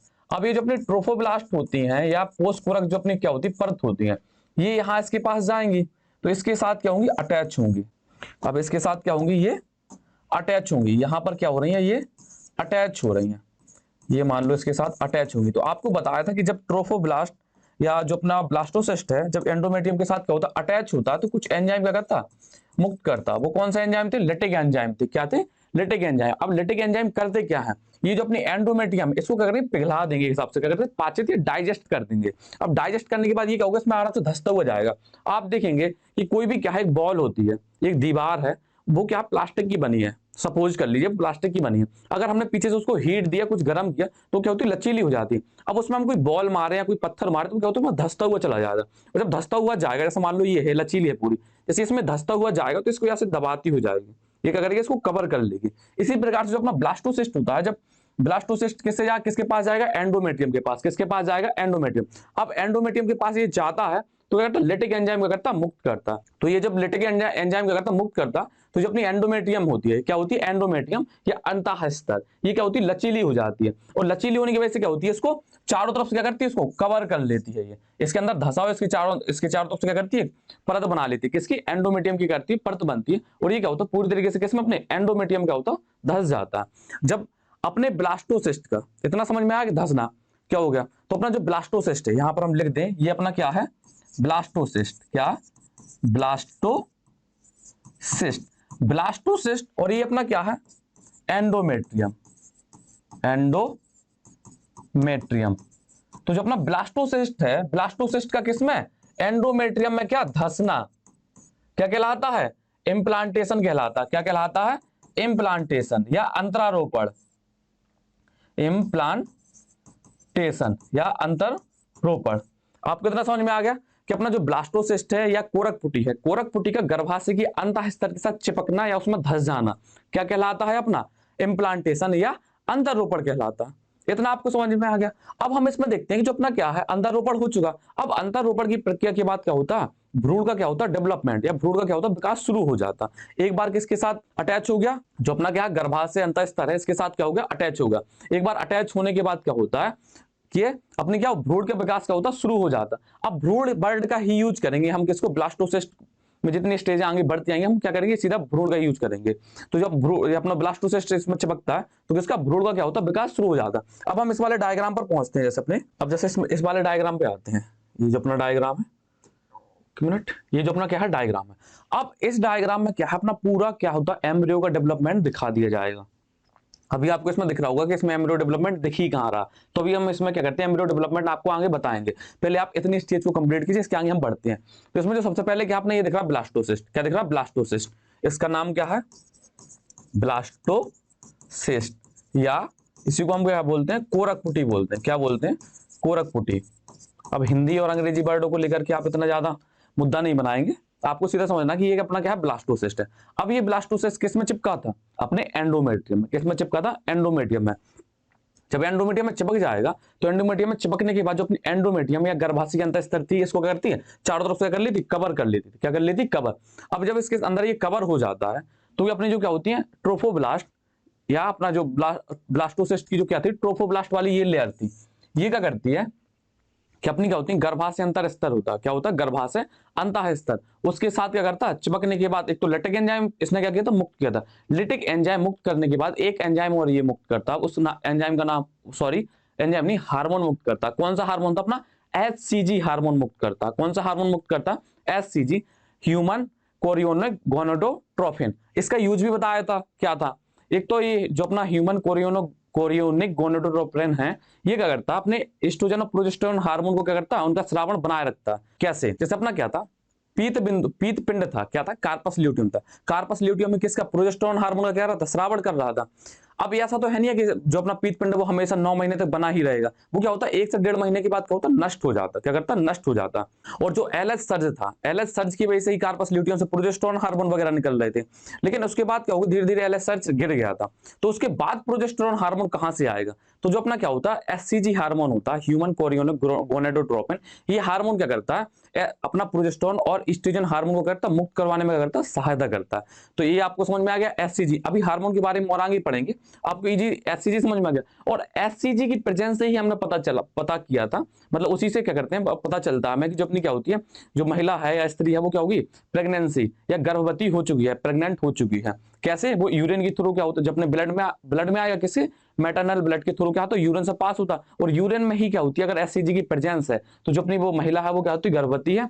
अगर नहीं है प्रेजेंस तो वो गर्भवती नहीं है। और जो अपना HCG हार्मोन है वो क्या होता है, केवल प्रेगनेंसी के दौरान ही क्या करता, मुक्त होता है। इसके अलावा कभी भी HCG हार्मोन क्या होता है, मदर में, वो सॉरी जो अपनी स्त्रियां होती हैं उसमें क्या होता है, प्रेजेंट नहीं होता। इतना समझ में आया आपको। जो अपना ब्लास्टोसिस्ट है, ब्लास्टोसिस्ट में क्या होगा, कुछ चेंजेस हुए। तो उन्होंने जो अपनी क्या होती है, जैसे अब हमारा क्या था, ब्लास्टोसिस्ट एंडोमेट्रियम में एक बार धस गया। अब इसमें क्या होती है, जो अपनी इसकी ट्रोफोब्लास्ट और इनर सेल मास होती हैं, इनमें क्या होती है, कुछ विभाजन चालू होते हैं। आपको भी पता है कि जो अपना भ्रूण बनना वो क्या होता है, मल्टी सेलुलर, कई कोशिकाओं से मिलकर के बना होता, कई ऊतकों से मिलकर बना होता। और यहाँ पर क्या, कोशिकाओं की संख्या क्या कम है। अब इन कोशिकाओं में क्या होगा, विभाजन होगा। तो इनमें क्या होता है, विभाजन। तो अपनी जो क्या होती है, ट्रोफोब्लास्ट है, पोस्टकोरक की जो कोशिकाएं होती हैं, उनमें क्या होता है, विभाजन। और विभाजन करके क्या करती है, दो कोशिकाएं या दो परतें बना लेती हैं। एक क्या हो रही, आप यहां पर देखिए, अभी ये जो स्टेज है वो यहां पहुंचती है। इसमें क्या है, आपको ये जो अपनी ट्रोफोब्लास्ट दिख रही थी, ये क्या होती है, दो परतों में टूट जाती है। एक जो बाहर की जो एक परत है सिंसिटियम ट्रोफोब्लास्ट, और दूसरी कौन सी है, साइटोट्रोफोब्लास्ट। अब सिंसिटियम का मतलब समझ लीजिए आप पहले, इसका मतलब क्या होता है। सिंसिटियम का मतलब ये होता है कि यहाँ पर आपको ये राउंड राउंड ये दिख रहे होंगे संरचना, ये क्या होंगे, इसके केंद्रक है। तो सिंसिटियम में क्या होता है, केवल केंद्रक का क्या होता है, विभाजन होता है। उनमें क्या होता है, साइटोप्लाज्म का क्या होता है, विभाजन नहीं होता। तो यहाँ पर आपको केवल केंद्रक दिख रहे होंगे, वो भी फ्री स्टेज में। इसके अलावा क्या है, इनमें कोई कंपार्टमेंट दिख रहा। जबकि जो अपना साइटोट्रोफोब्लास्ट है वो क्या पूरी की कोशिका आपको स्पष्ट दिख रही होगी, ये कोशिका, ये कोशिका, ये कोशिका, ये सब क्या है, कोशिकाएं हैं। तो ये किसकी है, ट्रोफोब्लास्ट कोशिका। क्या है, ट्रोफोब्लास्ट क्या है, अपनी जो परत है वो क्या दो भागों में बट गई। एक जो अपनी बाहर है वो सिंसिटियम हो गई, और जो अंदर की तरफ है वो क्या है, साइटोट्रोफोब्लास्ट है। अब इनकी यूज भी पढ़ेंगे अभी। इसके अलावा हम देखते हैं जो अपनी क्या थी, इनर सेल मास थी। क्या थी, इनर सेल मास या अंतर कोश का समूह था, वो भी क्या होता, दो भागों में बढ़ जाता। जो ऊपर का आपको पिंक कलर का भाग दिख रहा है उसको हम बोलते हैं क्या, अब उस वाले भाग को हम क्या बोलते हैं, एपीब्लास्ट। और जो नीचे वाला भाग होता है उसको क्या बोलते हैं हम, हाइपोब्लास्ट। क्या बोलते हैं, हाइपोब्लास्ट। अब जो अपना एपीब्लास्ट होता है, एपीब्लास्ट ही किसका निर्माण करता, भ्रूण का निर्माण करता। ये जो अपना एपीब्लास्ट है इसी के द्वारा किसका निर्माण होगा, भ्रूण का। और जो अपना क्या हाइपोब्लास्ट, ये हाइपोब्लास्ट निर्माण करता है किसका, अपने योग सैक का। किसका, योग सैक का। अब उसमें अभी आगे आगे हम देखेंगे। और जो आपको सिंसिटियम और ये अपना क्या साइटोट्रोफोब्लास्ट दिख रहे हैं ये, और इसके अलावा एक परत और होती है अपनी एक्स्ट्रा एम्ब्रियोनिक मीजोडर्म। अब उसका निर्माण कहां से होगा वो भी बताएंगे। तो ये जो तीनों परतें, सिंसिटियम ट्रोफोब्लास्ट, साइटोट्रोफोब्लास्ट और अपनी एक्स्ट्रा एम्ब्रियोनिक मीजोडर्म, ये तीनों मिलकर के किसका निर्माण करते हैं, कोरियोन का निर्माण करते हैं। किसका निर्माण करते हैं, कोरियोन। अब कोरियोन मिलकर के, कोरियोन किससे मिलता है, अपने मदर की जो रुधिर वाहिनियां हैं उनसे मिलकर के किसका, प्लासेंटा या अपरा का निर्माण करता। अभी आपको पूरा समझाएंगे, इनके फंक्शन आपको एक मोटे हिसाब से बता दिए कि सिंसिटियम, साइटोट्रोफोब्लास्ट, एपीब्लास्ट और हाइपोब्लास्ट ये करते क्या आगे जाकर के। अब हम आते हैं नेक्स्ट स्टेज पर। तो हम इसके बाद देखते हैं कि यहाँ पर क्या हुआ है, जो अपना एपीब्लास्ट है, एपीब्लास्ट क्या फूल गया। मान लीजिए ये एपीब्लास्ट की परत, ये क्या है, एपीब्लास्ट की परत है। अब ये परत क्या फूल जाए, मान लीजिए ये फूल गई है, ये एकदम समतल दिख रही है, इसमें दिख रहा जैसे कि उसमें हम देख रहे हैं ये क्या है, मान लीजिए ये क्या थी, एपीब्लास्ट थी, क्या थी, ये दोनों परतें दिख रही है एपीब्लास्ट की। अब ये परत एपीब्लास्ट ये फूल गई, ये क्या फूल गई, तो ये जो फूली हुई संरचना है इसको बोलते हैं हम, यहाँ पर एक आपको गुहा दिख रही होगी, यहाँ पर क्या आपको गुहा दिख रही है, गुहा दिख रही है, इस गुहा को हम क्या बोलते हैं, एमनियोटिक सैक। क्या बोलते हैं, एमनियोटिक सैक। अब इस एमनियोटिक सैक में क्या होता है, एमनियोटिक फ्लूइड भरा रहता है। अब इसकी बात करेंगे कि एमनियोटिक फ्लूइड करता क्या है। इतना आपको समझ में आ गया, एपीब्लास्ट क्या होती है, फूल जाती है, ये क्या होगी, फूल गई। जैसे आपने देखा होगा रोटी क्या करती है, बेली तवे पर रखी, तवे की रखने बाद जब उसमें आंच में रखते हैं डायरेक्ट, वो क्या होती है, फूल जाती है। पहले वो कहती है सिंगल परत होती है, उसके बाद क्या होती है, फूल जाती है रोटी। इसी प्रकार से जो अपनी एपीब्लास्ट है वो भी क्या होगी, फूल गई। और फूलने के बाद किसका निर्माण किया, एमनियोटिक सैक का निर्माण किया, किसका, एमनियोटिक सैक का। इसी प्रकार से क्या होती है, जो अपने हाइपोब्लास्ट होती है। अब हाइपोब्लास्ट मान लीजिए ये हाइपोब्लास्ट नीचे की तरफ है, तो वो नीचे की तरफ फैल जाएगी। जैसे मान लीजिए हाइपोब्लास्ट है, ये हाइपोब्लास्ट है, ये दोनों परतें हाइपोब्लास्ट की हैं। अब ये क्या होगी, नीचे की तरफ फैल जाएगी, क्या होगी, नीचे की तरफ फैल जाएगी। और नीचे की तरफ फैलने के बाद किसका निर्माण करिए, एयोग सैक का निर्माण करिए, किसका, एयोग सैक का। इतना आपको समझ में आ गया। और ये जो आपको खाली यहां पर जगह दिख रही है, ये खाली जगह, ये क्या थी, अपनी ब्लास्टोसील थी, क्या थी, ब्लास्टोसील। यहां पर भी आप दिख रहे हैं, ये वाली जो गुहा आपको खाली दिख रही है, इसको ब्लास्टोसील बोला था, कोरक गुहा बोला था। यहां तक इसमें कोई दिक्कत। तो जो अपनी क्या होती, जो अपनी एमनियोटिक सैक था, ये भी अपना किसमें, ब्लास्टोसील में फैलता है। और जो अपना क्या था, योग सैक था, ये किसमें फैलता, अपने अपने ब्लास्टोसील पार्ट में क्या होता है, फैल जाता है। अब लेकिन योग सैक क्या करता है, योग सैक क्या करता है, जितना भी अब खाली पार्ट बचा होगा एमनियोटिक सैक बनने के बाद, जितना भी खाली पार्ट बचा हुआ किसका, अपने मान लीजिए ब्लास्टोसील का, उसको क्या करेगा, पूरी तरीके से फिल कर देगा। मान लीजिए कि ये अपना क्या है, ये आपको यहाँ पर ये खाली स्थान ये दिख रहा होगा, पिंक कलर की राउंड स्ट्रक्चर छोड़ने के बाद और ग्रीन के स्ट्रक्चर छोड़ने के बाद आपको क्या है, एक संरचना दिख रही होगी।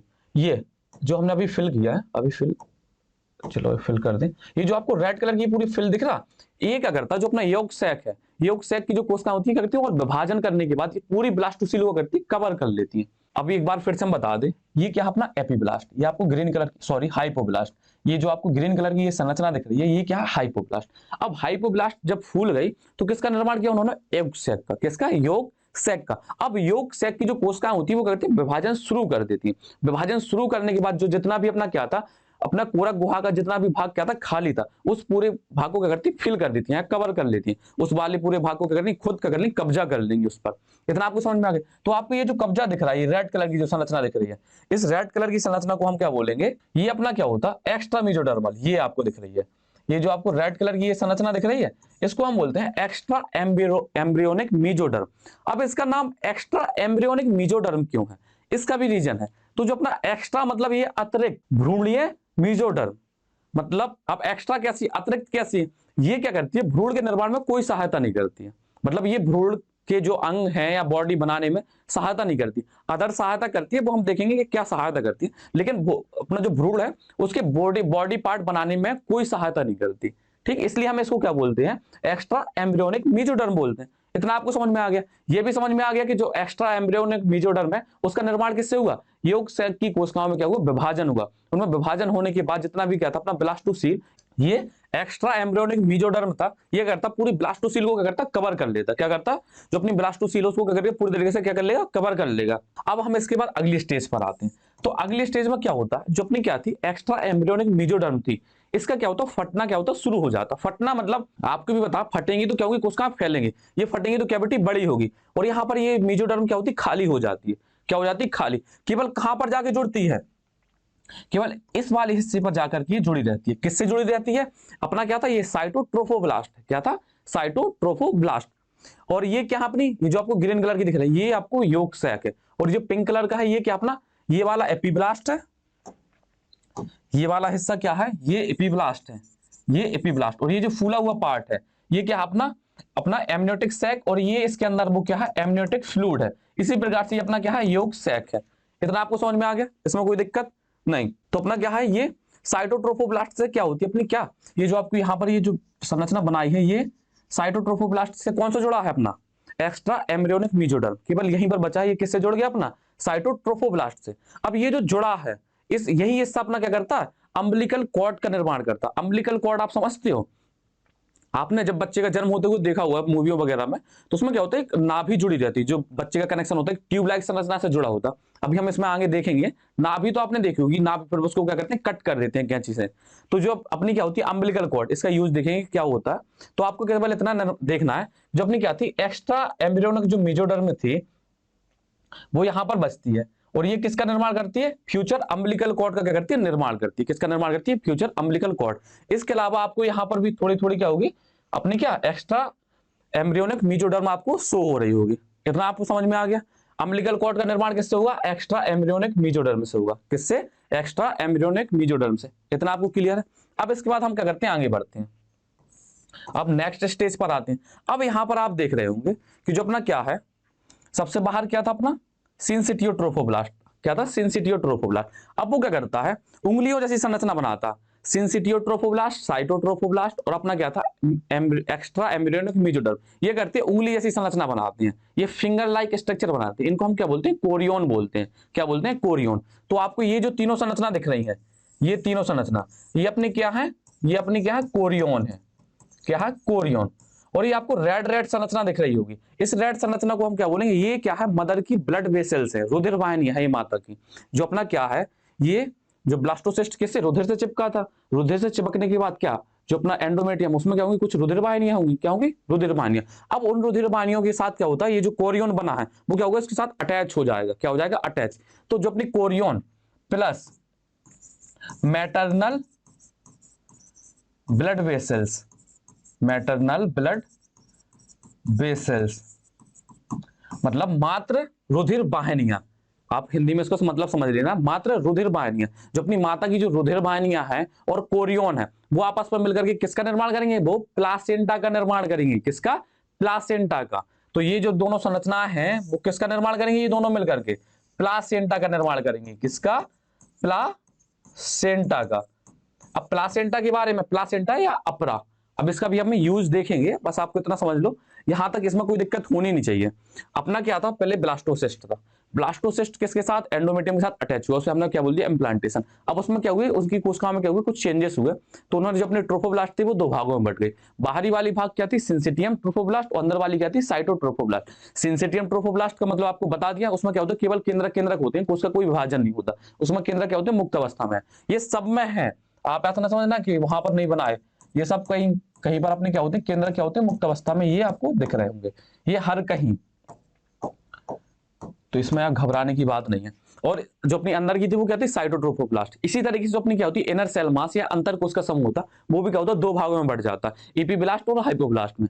इपीब्लास्ट जब फूलता तो किसका, एमनियोटिक सैक का निर्माण करता है, और जो हाइपोब्लास्ट फूलता तो किसका निर्माण करता है, योग सैक का निर्माण करता है। किसका, योग सैक। अब योग सैक की कोशिका क्या होती है, विभाजन करती है। विभाजन करने के बाद जितना भी ब्लास्टोसील का भाग बचा हुआ था उसको क्या करती है, कवर कर लेती है। और जब वो जो कोशिकाएं कवर करती हैं, उन कोशिकाओं को हमने क्या बोला था, एक्स्ट्रा एम्ब्रियोनिक मेजोडर्म। अब एक्स्ट्रा एम्ब्रियोनिक मेजोडर्म का कार्य क्या होता, एक तो वो अपने किसका, फ्यूचर अम्बिलिकल कॉर्ड का निर्माण करती है। इसके अलावा क्या, प्लासेंटा के निर्माण में भी क्या करती है, सहायता करती है। तो यहां पर आप देख रहे होंगे, ये जो रेड कलर की है ये क्या है, एक्स्ट्रा एम्ब्रियोनिक मेजोडर्म है। ये जो आपको येलो कलर की दिख रही है ये क्या है, साइटोट्रोफोब्लास्ट है। और ये बाहर ग्रीन कलर की है, ये क्या अपना सिंसिटियम ट्रोफोब्लास्ट। इन तीनों ने मिलकर के क्या, कोरियोन का निर्माण किया। कोरियोन क्या होती है, फिंगर लाइक स्ट्रक्चर। ये आपको यहां पर दिख रही है, क्या फिंगर लाइक स्ट्रक्चर है, क्या फिंगर लाइक स्ट्रक्चर।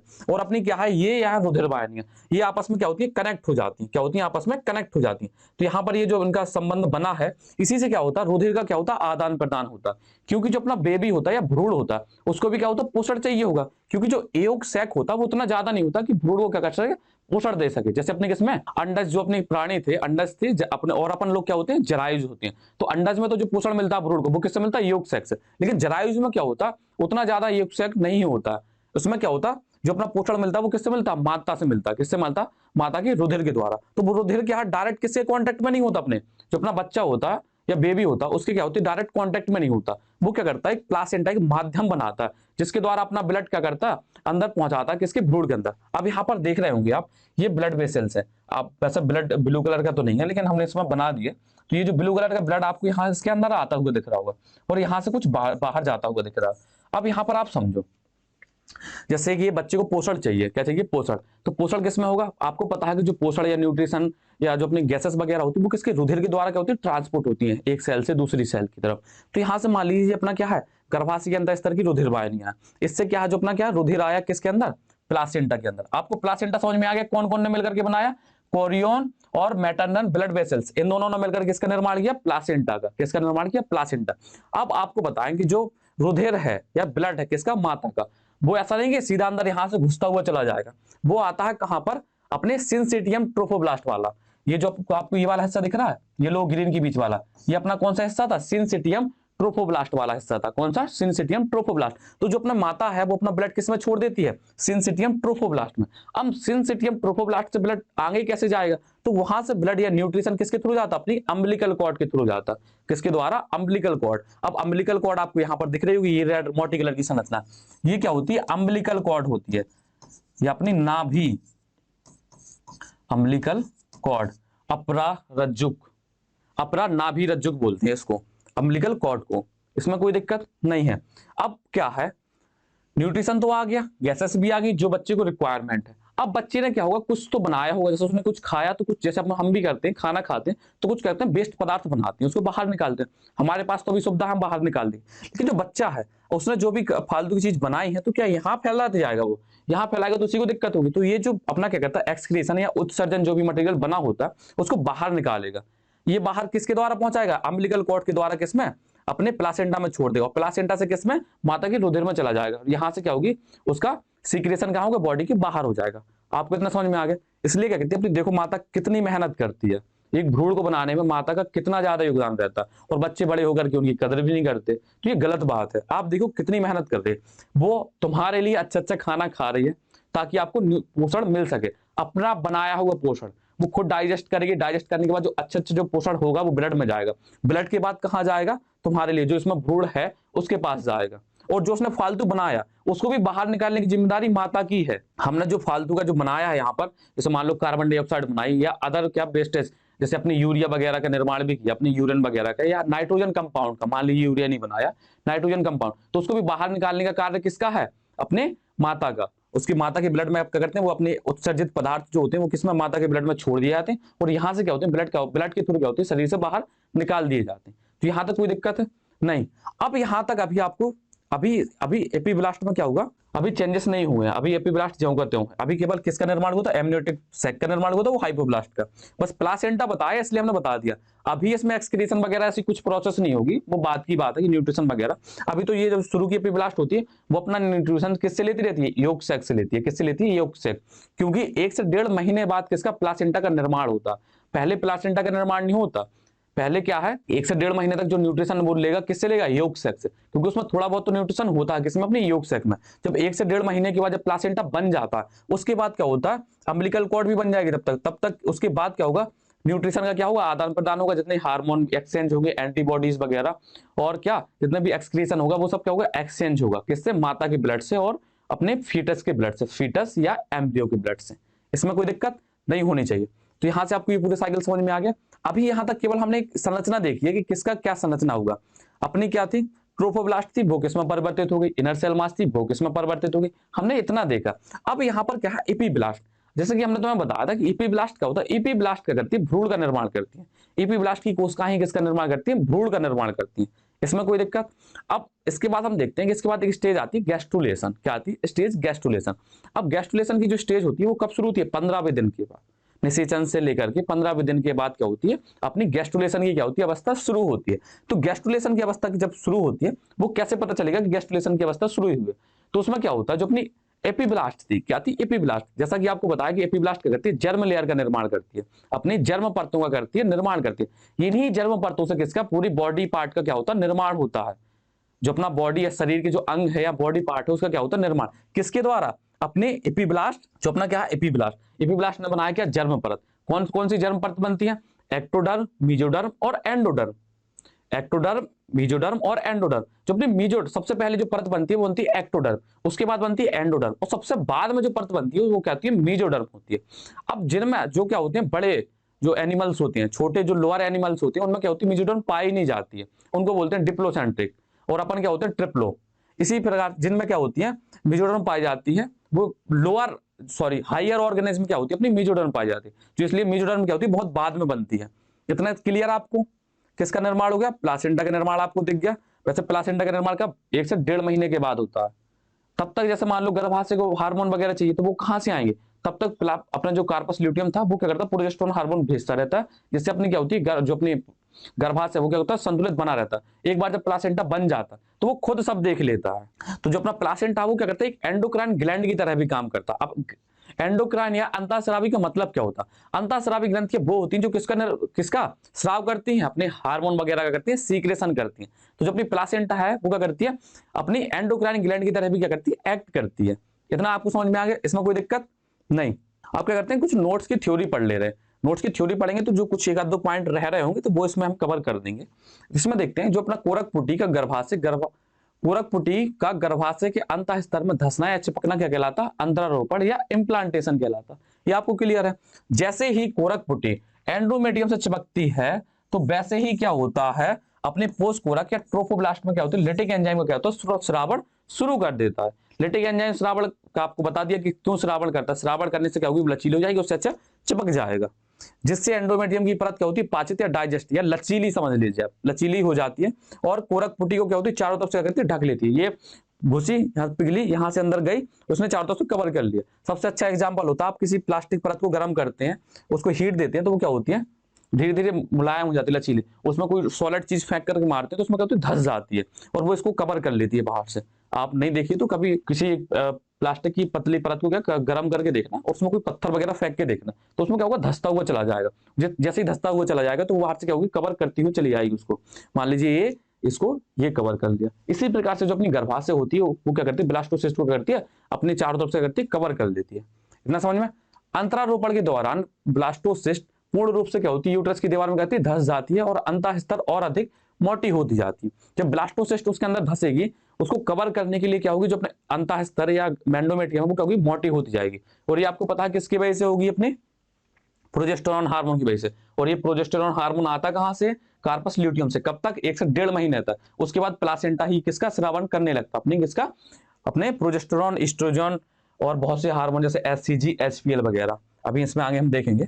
अंतःरोपण के पश्चात अंतः स्तर को डेसिडुआ के नाम से जाना जाता है। जब क्या होता है, इम्प्लांटेशन की प्रोसेस हो जाती है तो जो अपनी क्या होती है, एंडोमेट्रियम होती है, एंडोमेट्रियम को क्या बोलते हैं हम, डेसिडुआ बोलते हैं। ये थोड़ा आउट ऑफ एनसीईआरटी है, ये वर्ड आपको थोड़ा नया मिलेगा, लेकिन ये क्या कभी कभार एग्जाम में आ जाता है, इसको लिख दिया आपको, ठीक है। डेसिडुआ अगर पूछ लिया जाए तो डेसिडुआ होता क्या, तो डेसिडुआ क्या होता है, एंडोमेट्रियम होता है। लेकिन कब बोलते हैं डेसिडुआ एंडोमेट्रियम को, जब उसमें क्या हुआ, इम्प्लांटेशन या अंतरोपण की प्रक्रिया हो जाए। तो अंतरोपण की प्रक्रिया निषेचन के 7 से 9वें दिन के मध्य होती है। क्या होती है, जो 7 से मान लीजिए 8वें दिन क्या होता है, अपना अंतरोपण या इम्प्लांटेशन की क्या होती है, प्रक्रिया हो जाती है। इसके बाद हम देखते हैं एम्ब्रियोनिक डेवलपमेंट। अंतरोपण आपको समझ में आ गया। अंतरोपण की बात क्या होता है, भ्रूण का क्या होगा, विकास होगा। एक बार जब उसमें ब्लास्टोसिस्ट उसमें धंस जाएगा अपने अंतः स्तर में, उसके बाद उसका क्या होगा, विकास शुरू हो जाएगा। कोरकपुटी के अंतरोपित होने से लेकर के एक पूर्ण भ्रूण के बनने तक की प्रक्रिया क्या कहलाती है, भ्रूणीय विकास या भ्रूणीय परिवर्तन क्या कहलाती है। अंतरोपण के पश्चात कोरकपुटी की कोशिकाओं में परिवर्तन शुरू हो जाते हैं, जो भिन्न भिन्न संरचनाओं का करती है, निर्माण करती हैं। अब जो अपनी कोरकपुटी थी, एक बार जब उसमें अंतरोपित हो जाएगी तो उसमें क्या होती है, संरचनाओं में क्या होती है, परिवर्तन शुरू हो जाता है। जैसे अपना ट्रोफोब्लास्ट 2 परतों में टूटा था, इनर सेल मास भी 2 भागों में टूटा था। तो इसमें देखते हैं कोरकपुटी के अंतः स्तर में अंतरोपित होने के बाद पोस्ट कोरक, ट्रोफोब्लास्ट तथा अंतरकोश का समूह इनर सेल मास 2 भागों में विभाजित हो जाती है। अपनी इनर सेल मास भी और ट्रोफोब्लास्ट क्या होती है, 2 भागों में क्या होती है, बढ़ जाती है। अब वो 2 भागों में कैसे बढ़ती है वो भी हम देखते हैं। तो पोस्ट कोरक परत की जो कोशिकाएं होती है वो क्या होती है, 2 भागों में बढ़ जाती है। एक होती है अपनी कौन सी, सिनसाइटोट्रोफोब्लास्ट। इसका भी मतलब बता दें, इसको सिनसाइटो क्यों बोलते हैं। ये क्या होती है, अंगुलीनुमा क्या होती है, संरचना बनाती है, जिन्हें क्या बोलते हैं, कोरियोनिक बिलाई कहते हैं। यही कोरियोनिक बिलाई आगे चलकर क्या माता की रुधिर वाहिनियों से मिलकर के किसका, अपराय प्लासेंटा का निर्माण करती है। अब केवल यही नहीं, अब आप कह दो कि यहाँ आपने लिख दिया, तो केवल ये नहीं, कौन कौन से मिल रहे थे कोरियोनिक बिलाई में, अपने एक्स्ट्रा एम्ब्रियोनिक मेसोडर्म, साइटोट्रोफोब्लास्ट और सिनसाइटोट्रोफोब्लास्ट, ये तीनों मिलकर के किसका निर्माण करते हैं, कोरियोन का, कोरियोनिक बिलाई। और उसमें क्या मिल जाए, अपनी मैटरनल ब्लड वेसल या माता की रुधिर वाहिनी दोनों आपस में मिल जाए तो किसका निर्माण करती है, प्लासेंटा का। किसका निर्माण करती है, प्लासेंटा। इतना समझ में आ गया। अब इसमें देखते हैं साइटोट्रोफोब्लास्ट, ये भी क्या करती है, अपरा के निर्माण में करती है, सहायता करती है। इसके अलावा देखते हैं अपनी क्या, अंतरकोश का समूह या इनर सेल मास, भी क्या होती है, दो भागों में बढ़ जाती है। अब दो भागों में कौन सी, इपीब्लास्ट और हाइपोब्लास्ट। इपीब्लास्ट किसका निर्माण कर रही थी, भ्रूण का निर्माण कर रही थी, और हाइपोब्लास्ट किसका, योग सैक का निर्माण कर रही थी। योग सैक के अलावा वो एक्स्ट्रा एम्ब्रियोनिक अपनी मेसोडर्म का, लेकिन हुआ योग सैक से ही था। तो एपीब्लास्ट एम्ब्रियो की तीन, एपीब्लास्ट एम्ब्रियो की तीन जर्म लेयर या तीन जर्म परत का करती है, निर्माण करती है। जो अपनी एपीब्लास्ट है वो क्या होती है, तीन परतों में विभाजित होती है। पहले तो अपनी इनर सेल मास एपीब्लास्ट में विभाजित हुई, फिर जो अपनी एपीब्लास्ट है वो क्या होती है, तीन परतों में विभाजित होती है। कौन सी, अपनी एक्टोडर्म, मेसोडर्म और एंडोडर्म। इन्हीं तीन परतों से क्या होता है, अपनी बॉडी पार्ट का क्या होता है, निर्माण होता है। इसमें कोई दिक्कत, इन जर्म परतों को क्रमशः एक्टोडर्म, मेसोडर्म और एंडोडर्म के नाम से जानते हैं। इसमें कोई दिक्कत नहीं। एपीब्लास्ट कोशिकाएं फैल करके एमनियोटिक थैली का निर्माण करती हैं, जिसमें क्या होता है, एमनियोटिक द्रव भरा रहता है। जो अपनी क्या थी, एपीब्लास्ट थी, वो क्या होती है, फैल रही थी, और फैल करके किसका, एमनियोटिक सैक का निर्माण कर रही थी। इसी थैली के अंदर क्या होता है, द्रव भरा रहता है, जिसको हम क्या बोलते हैं, एमनियोटिक फ्लूइड कहते हैं। अब यही एमनियोटिक फ्लूइड जो होता है वो क्या करता है, आपने देखा होगा कि मूवी वगैरह में जो बच्चा तैरता रहता है एक लिक्विड में, तो वही लिक्विड होता है अपना क्या, एमनियो फ्लूइड। अगर नहीं देखा आपने, किसी एनिमेशन वीडियो वगैरह में भी देखना कि एमनियोटिक फ्लूइड क्या होता। तो वो जो अपना बच्चा होता है, जैसे सोनोग्राफी वगैरह कराते हैं, अल्ट्रासाउंड वगैरह, बच्चे को दिखता है तो वो तैरता हुआ दिखता है, तो वो उस फ्लूइड में जो तैरता है वो फ्लूइड को ही हम क्या बोलते हैं, एमनियोटिक फ्लूइड बोलते हैं। इतना आपको क्लियर। अब हाँ, यहाँ पर एक चीज और है, तो जो अपना लिंग का जो निर्धारण होता है, जैसे आपने देखा होगा कि क्या करते हैं, तो उसका पता कर लेते हैं जन्म के पहले की बच्चा, पेट में बच्चा है या मतलब लड़का है या लड़की है। तो वो किससे, एमनियोटिक फ्लूइड के द्वारा ही हम चेक करते हैं कि क्या अपना लड़का है या लड़की है। वैसे ये गलत है और सरकार ने इस पर प्रतिबंध भी लगा दिया। ये जो लिंग जांच की जो प्रथा, मतलब लिंग जांच की जो प्रोसेस थी उसको बंद कर दिया। उस पर जो अब तो जुर्माना भी है एक हिसाब से, अगर वो अपन लिंग की जांच करा रहे तो एक जुर्माना है, इसलिए वो नहीं होता। लेकिन जो लिंग की जो जांच करते थे वो एमनियोटिक फ्लूइड से ही करते थे। ये आपको एक जानकारी दे दी हमने। इसी एमनियोटिक फ्लूइड में क्या होता है, हमारा भ्रूण क्या करता है, तैरता रहता है। और एमनियोटिक फ्लूइड इसके अलावा एक काम और करता है, वो करता है, जैसे मान लीजिए आप एक एग्जांपल के तौर पर देखिए, एक पॉलीथीन है, क्या है, पॉलीथीन, उसमें आपने पानी भरा, उस पानी के अंदर कुछ भी चीज डाल दीजिए, तो आप जब उसको ऐसे कुछ मारेंगे तो डायरेक्ट किसके, जो उसमें पदार्थ डाला है, कुछ भी डालो, मान लीजिए उसमें सेब डाल दिया आपने, तो यहां से आपने एक घूंसा मारा हल्का सा, तो डायरेक्ट आपका जो घूंसा है वो क्या होगा, सेब के कांटेक्ट में नहीं आएगा। मान लीजिए उस सेब में क्या होगा, ज्यादा चोट नहीं पहुंचेगी। क्यों, उसका जो प्रेशर होगा वो क्या होता, कम होता जाएगा। पहले पानी में लगा, पानी से धीरे धीरे धीरे क्या होगा, उसके पास प्रेशर जाएगा। इसलिए जो अपना एमनियोटिक फ्लूइड है, जैसे मान लीजिए कभी कभार धोखे से क्या हो, धक्का वगैरह कुछ लग जाए, तो वो चोट किसमें, अपने भ्रूण पर ना पहुंचे। तो जो अपना एमनियोटिक फ्लूइड क्या करता है, अपने धक्के आघातों से भी किसको, भ्रूण को बचाता है। इसके अलावा इसमें आगे देखते हैं, इसी एमनियोटिक फ्लूइड में हमारा भ्रूण क्या करता है, तैरता रहता है, और एमनियोटिक सैक या एमनियोटिक फ्लूइड भ्रूण को क्या, धक्कों और आघातों से क्या करते हैं, बचाते हैं। ये भी आपको क्लियर है। मान लीजिए सुरक्षा प्रदान करते हैं। अब योग सैक की कोशिकाएं, अब क्या थी, योग सैक की कोशिकाएं। अब योग सैक की कोशिकाएं क्या होती हैं, विभाजित होती है, विभाजित होकर के किसका निर्माण कर रही थी, अपने किसका, सॉरी, जो अपना क्या था, ब्लास्टोसील था, उसको क्या करती, पूरी तरीके से कवर कर रही थी।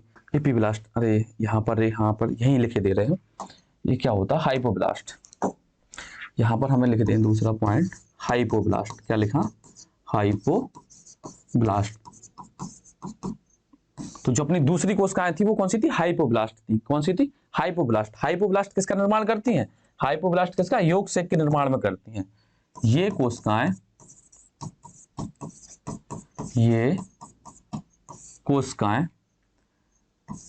योग सैक के निर्माण में सहायता करती हैं, उसी का खुद निर्माण करती हैं। इतना आपको बता दिया। हाइपोब्लास्ट आपको समझ में आ गया, हाइपोब्लास्ट किसका निर्माण करती है, योग सैक का। किसका, योग सैक का। अब योग सैक की कोशिकाएं क्या होती है, और विभाजित होती है, और विभाजित होकर के ब्लास्टोसील का जितना भी एरिया बचा हुआ था उसको क्या करती है, कवर कर देती है। इतना समझ में आ गया।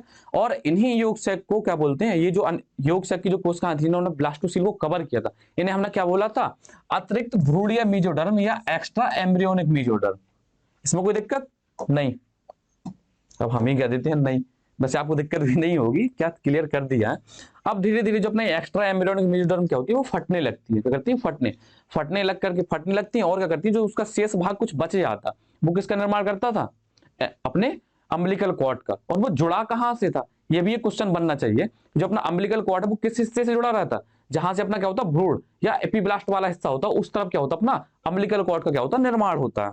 अम्बिलिकल कॉर्ड के द्वारा ही क्या होता, भ्रूण अपरा से जुड़ा रहता। अब अम्बिलिकल कॉर्ड का आप समझिए, अब क्या है, जो अपना अपरा था, इस डायग्राम से समझिए, ये अपरा है, क्या है, ये अपरा है। अब भ्रूण हमारा यहाँ तक है, तो अपरा ऐसा तो है नहीं है कि यहाँ से ऐसे फेंक दे फूड, खाना को वहां ऐसे भेज दिया तो उसने ले लिया, तो ऐसा कुछ नहीं है। तो यहाँ से जो अपनी अम्बिलिकल कॉर्ड होती है, पाइप जैसी संरचना होती है जो कहाँ से जुड़ी होती है, अपनी प्लासेंटा या अपरा से जुड़ी होती है, और इसी पाइप के द्वारा होता है खाना जाता भी है, और इसी के द्वारा जो भी एक्सक्रीशन या फालतू का पदार्थ बना है वो क्या होता है, इसी की अपनी अम्बिलिकल कॉर्ड के द्वारा कहाँ आता है, अपरा में वापस जाता है। तो अम्बिलिकल कॉर्ड का आपको काम समझ में आ गया। अब धीरे धीरे हाँ, ये निर्माण हो गया, अम्बिलिकल कॉर्ड का निर्माण हो गया। अब इसके बाद देखते हैं अपरा प्लासेंटा। जब से हम बात कर रहे हैं अपरा प्लासेंटा, ये अपरा प्लासेंटा का कार्य क्या है। अपना अपरा प्लासेंटा का निर्माण तो आपको समझ में आ गया किससे होता है, सिंसाइटोट्रोफोब्लास्ट, साइटोट्रोफोब्लास्ट, एक्स्ट्रा एम्ब्रियोनिक मेसोडर्म, और जो अपनी एक्स्ट्रा थी वो कौन सी थी, मैटरनल ब्लड वेसल्स। इन सब ने मिलकर के किसका निर्माण किया था, अपरा का निर्माण किया था। और अपरा क्या करती है, जो अपना भ्रूण है, क्योंकि अब मतलब इस अपरा का कार्य क्या है, क्योंकि अपने जो भ्रूण है और जो मैटरनल ब्लड है वो क्या होती है, आपस में डायरेक्ट कांटेक्ट में नहीं होते, तो उनको पोषण जो देना है और उससे जो एक्सक्रीशन निकालना है फीटस से बाहर, वो कैसे जाएगा, अब अपने किससे, प्लासेंटा के थ्रू ही उसका क्या होता है, एक्सचेंज होता है। तो इसमें सब वही लिखा है, अब इसमें कोई बात नहीं है। अब यहाँ पर आती है अपरा द्वारा स्रावित हार्मोन। जो अपरा अपना अपरा हार्मोन, अपरा या प्लासेंटा है, एक तो पहले इसका कार्य क्या होगा, पदार्थ का एक्सचेंज करना। इसके अलावा इसका एक कार्य और होता है, किसका, हार्मोन प्रोड्यूस करना, किसका प्रोडक्शन, हार्मोन बनाने का कार्य होता है, किसका, अपने प्लासेंटा का। तो जो अपना पहला हार्मोन है वो क्या है, एससीजी, ये एससीजी ह्यूमन कोरियोनो गोनाडोट्रोपिन, और ये एचपीएल ह्यूमन प्लासेंटल लैक्टोजन। अब जैसे एससीजी का कार्य तो आपको समझ में आ गया, ये क्या करता है, जैसे अपनी कार्पस ल्यूटियम खत्म हो जाए या नष्ट हो जाए, उसके नष्ट होने के बाद प्रोजेस्टेरोन और एस्ट्रोजन हार्मोन कहां से आएगा, तो ये करता है अपने किसके, एलएच हार्मोन की मिमिक या उसकी कॉपी करता, और किसका निर्माण करेगा, प्रोजेस्टेरोन और एस्ट्रोजन हार्मोन का करता, निर्माण करता रहता है। इसके अलावा ये आपको समझ में आ गया एससीजी का कार्य, एससीजी ही किसका निर्माण करता है, अपने प्रोजेस्टेरोन और एस्ट्रोजन का, ये उसमें क्या करता है, सहायता करता है, क्योंकि अपनी कार्पस ल्यूटियम नष्ट हो गई तो वो उसका निर्माण कहां से होगा, एस्ट्रोजन और प्रोजेस्टेरोन का। इसके अलावा जो अपना एचपीएल है या ह्यूमन प्लासेंटल लैक्टोजन है, ये क्या करता है, तो जो अपनी क्या होती है, अपनी फीमेल्स होती हैं, उनकी जो मेमोरी लोब्स क्या थी, अपनी स्तन ग्रंथि है या मेमोरी ग्लैंड थी, उनका क्या होता है, उनका और विकास करती हैं, विकास आगे बढ़ाती हैं, उनका जो अपनी स्तन ग्रंथि है उनका विकास हो सके, ताकि जो प्रोसेस है वो आगे बढ़े, उसमें क्या मिल्क का फॉर्मेशन वगैरह हो सके। तो आपको जैसे बताया था कि जो अपनी स्तन ग्रंथि होती है उनमें क्या होती है, हार्मोनल चेंजेस के थ्रू क्या होती है, वो आगे बढ़ती थी हर अवस्था के दौरान।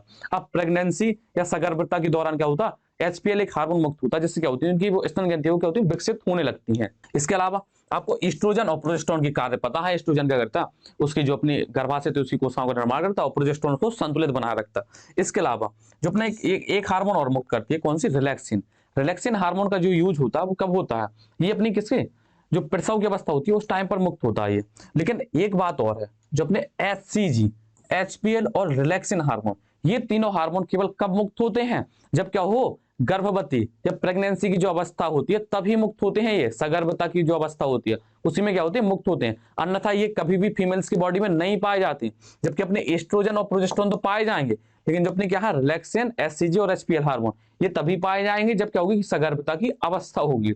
इसके अलावा प्लासेंटा तो जैसे रिलैक्सिन का श्रावण करता ही है, इसके अलावा क्या होती है, ओवरी भी क्या करती है, रिलैक्सिन हार्मोन का क्या करती है, श्रावण करती है, लेकिन कब, प्रेगनेंसी के दौरान ही, इसके अलावा नहीं। अब अपरा के कार्य हैं कुछ यहाँ पर, पोषण, श्वसन, उत्सर्जन। पोषण आपको पता है कि पोषण क्या होगा, डायरेक्ट तो किसके, भ्रूण के पास जाएगा नहीं, कहां से, ब्लड से, किसके, माता के रुधिर से। और श्वसन, अब श्वसन की क्या होती है, अब जैसे फीटस है उसने कुछ क्या किया, श्वसन के द्वारा कुछ फालतू जैसे अपनी कार्बन डाइऑक्साइड बनाई तो वो वहां पहुंचाएंगे, अब उसे ऑक्सीजन चाहिए तो वो कहां से आएंगे, अपनी माता की रुधिर से। वो किसके द्वारा होकर निकलती है, प्लासेंटा के द्वारा, किसके द्वारा, प्लासेंटा की। और ये सब एक्सचेंज होता कैसे, ये होता विसरण के द्वारा। अब विसरण से आप परिचित होंगे कि जहां पर भी किसी चीज की मात्रा ज्यादा होती है, मान लीजिए गैस का एग्जांपल लिया, मान लीजिए कंटेनर में क्या है, कार्बन डाइऑक्साइड गैस ज्यादा है, तो वहां से कार्बन डाइऑक्साइड गैस निकलेगी, बाहर आ जाएगी। स्प्रे देखा है आपने, क्या देखा है, स्प्रे। तो स्प्रे के अंदर क्या होती है, गैस क्या करते हैं, हम कंप्रेस करके भरते हैं, जैसे हम उसको दबाते हैं तो उसमें से गैस क्या होती है, बाहर निकलती है। क्यों, क्योंकि वहां का क्या है, जो उसकी जो कंसंट्रेशन है उसके अंदर, स्प्रे के अंदर, वो क्या ज्यादा, एनवायरमेंट में क्या है, कम है, तो उसे हम दबाते हैं तो जो वो फ्रेगनेंस है, जैसे मान लीजिए हमने यहाँ स्प्रे दबाया तो वो उसकी जो स्मेल है बाहर, कमरे से बाहर निकलती हुई चली जाएगी, क्योंकि इस जगह पर तो उसकी कंसंट्रेशन ज्यादा है या उसकी सांद्रता आगे कम है, तो वो कम, अधिक सांद्रता से कम सांद्रता की ओर जाती है। इसी प्रकार से जो अपना ये क्या होता है, गैसों का आदान प्रदान होता है, वो किसके द्वारा होता है, विसरण के द्वारा होता है। किसके द्वारा, विसरण के द्वारा। अब इसके बाद देखते हैं हम उत्सर्जन। उत्सर्जन में क्या होती है, जितनी भी उसकी क्या होती है, मेटाबॉलिक प्रोसेस होती है या उपापचयी क्रिया होती है किसकी, फीटस की। उसने जितना भी वेस्ट पदार्थ बनाया वो किसके द्वारा बाहर निकलेगा, अपने प्लासेंटा या अपरा के द्वारा क्या होगा, बाहर निकलेगा। अब इसके बाद देखते हैं पदार्थों का संचय। तो जो अपना प्लासेंटा होता है इसमें क्या होते हैं, कुछ पदार्थ क्या होते हैं, इकट्ठे रहते हैं। जैसे अपने क्या होगा, आयरन हुआ, ग्लाइकोजन हुआ, और क्या होते हैं फैट वगैरह क्या होते हैं, प्लासेंटा में क्या होते हैं, स्टोरेज रहती है। जब जैसी रिक्वायरमेंट होगी उस हिसाब से क्या होते हैं, अंदर चले जाते हैं। मान लीजिए माता से क्या होगा, ज्यादा खाना इकट्ठा आया और उतनी बॉडी को उसको रिक्वायरमेंट नहीं है, तो क्या होगा, वहां पर स्टोर होता रहेगा। कहां पर, प्लासेंटा में। जब मान लीजिए किसी दिन मतलब माता ने उतना फूड नहीं ले पाया, किसी भी रीजन की वजह से कम आ पाया, तो जो वहां पर स्टोर है वही जो फूड है वो कहाँ चला जाएगा, फीटस के पास चला जाएगा। इसलिए कहते हैं कि स्टोरेज का कार्य भी करता है। हार्मोन स्रावण, ये करता है कुछ हार्मोन। अभी हार्मोन आपके यहाँ पर बता दिए हैं, यहाँ पर ये कौन कौन से हार्मोन ये मुक्त करता है, तो उसके बारे में यहाँ ज्यादा नहीं लिखा। इसके अलावा उत्सर्जन, तो आपका उत्सर्जन नहीं, रोग प्रतिरोधक क्षमता। इसके अलावा जो अपनी क्या होती है, प्लासेंटा का एक कार्य और होता है, इसके द्वारा क्या होती है, एंटीबॉडी क्या होती है, फीटस के पास जाती है। जो अपनी माता है उससे उसके रुधिर या ब्लड में से एंटीबॉडी निकल करके कहाँ जाती है, फीटस के पास जाती है। जो अपने जो फीटस को करती है, रोगों से लड़ने की करती है, क्षमता क्या करती है, प्रदान करती है। अब इसके बाद आती है गैस्ट्रुलेशन। इसमें कोई दिक्कत नहीं होगी, प्लासेंटा आपको अच्छे से समझ में आ गया, प्लासेंटा में कोई दिक्कत नहीं होगी। अब गैस्ट्रुलेशन क्या होती है, गैस्ट्रुलेशन एक वो अवस्था, अभी तक आपको बताया था कि एपिब्लास्ट ने अभी विभाजन नहीं किया था, एपिब्लास्ट ने जर्म लेयर का निर्माण नहीं किया था, केवल वो क्या थी, वो फूल गई थी। और फूल करके किसका निर्माण किया था, एमनियोटिक सैक का। अब जो अपनी गैस्ट्रुलेशन अवस्था होती है ये क्या होती है, निषेचन की 15वें दिन क्या होती है, शुरू होती है। इसमें क्या होता है, जो अपनी क्या होती है, एपिब्लास्ट है, एपिब्लास्ट की जो कोशिकाएं वो क्या करती है, विभाजित होती हैं। विभाजित होकर के 3 कोशिकाओं की परत बनाती है। कौन सी, एक्टोडर्म, एंडोडर्म और मेसोडर्म। बाद में मेसोडर्म का निर्माण होता है, पहले कौन सा, एक्टोडर्म, उसके बाद एंडोडर्म, फिर इसके बाद क्या, मेसोडर्म। और इन्हीं परतों से क्या होता है, बॉडी के पार्ट्सों का क्या होता है, निर्माण होता है। ऐसे नहीं है कहीं भी, जैसे आपने क्वेश्चन देखे होंगे 11th में, उसमें कह दिया कि ब्रेन इस लेयर से बना है, मेसोडर्म, एक्टोडर्म, कुछ भी नाम ले दिया। तो ऐसा नहीं कि वो किसी से बना। तो हर जो अपनी परत होती है या अपना हर ऑर्गन होता है वो किसी ना किसी एक जर्म परत से मिलकर के बना होता है। तो इन जर्म परतों के बारे में हम इसमें आगे देख रहे हैं। तो गैस्ट्रुलेशन होती क्या है, तो गैस्ट्रुलेशन की जो अवस्था होती है वो क्या होती है, निषेचन से 15वें दिन के बाद जो अवस्था आती है। पहले अपना क्या आया था, ब्लास्टोसिस्ट आया था। ब्लास्टोसिस्ट कहां से आया था, अपने मोरुला से आया था। कहां से आया था, मोरुला या तूतक अवस्था से। इसी प्रकार से जो अपनी गैस्ट्रुलेशन होती है, ये अवस्था कब होती है, निषेचन की 15वें दिन। इस अवस्था को गैस्ट्रुला, और इस प्रोसेस को हम क्या बोलते हैं, गैस्ट्रुलेशन बोलते हैं। तो देखते हैं इसमें होता क्या है। तो गैस्ट्रुलेशन की जो प्रक्रिया होती है वो क्या होती है, निषेचन की 15 दिन पश्चात क्या होती है, शुरू होती है।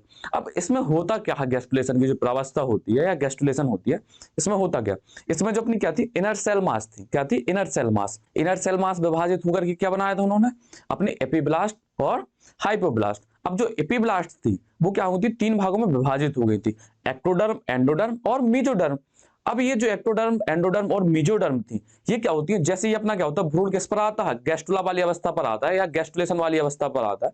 तो यहाँ पर क्या होता है, इनका क्या होता है, जो अपनी तीनों जर्म परतें हैं या तीनों जर्म लेयर है, इनका क्या होता है, विभाजन शुरू हो जाता है। अभी तक इसके पहले क्या था, विभाजन शुरू नहीं हुआ था।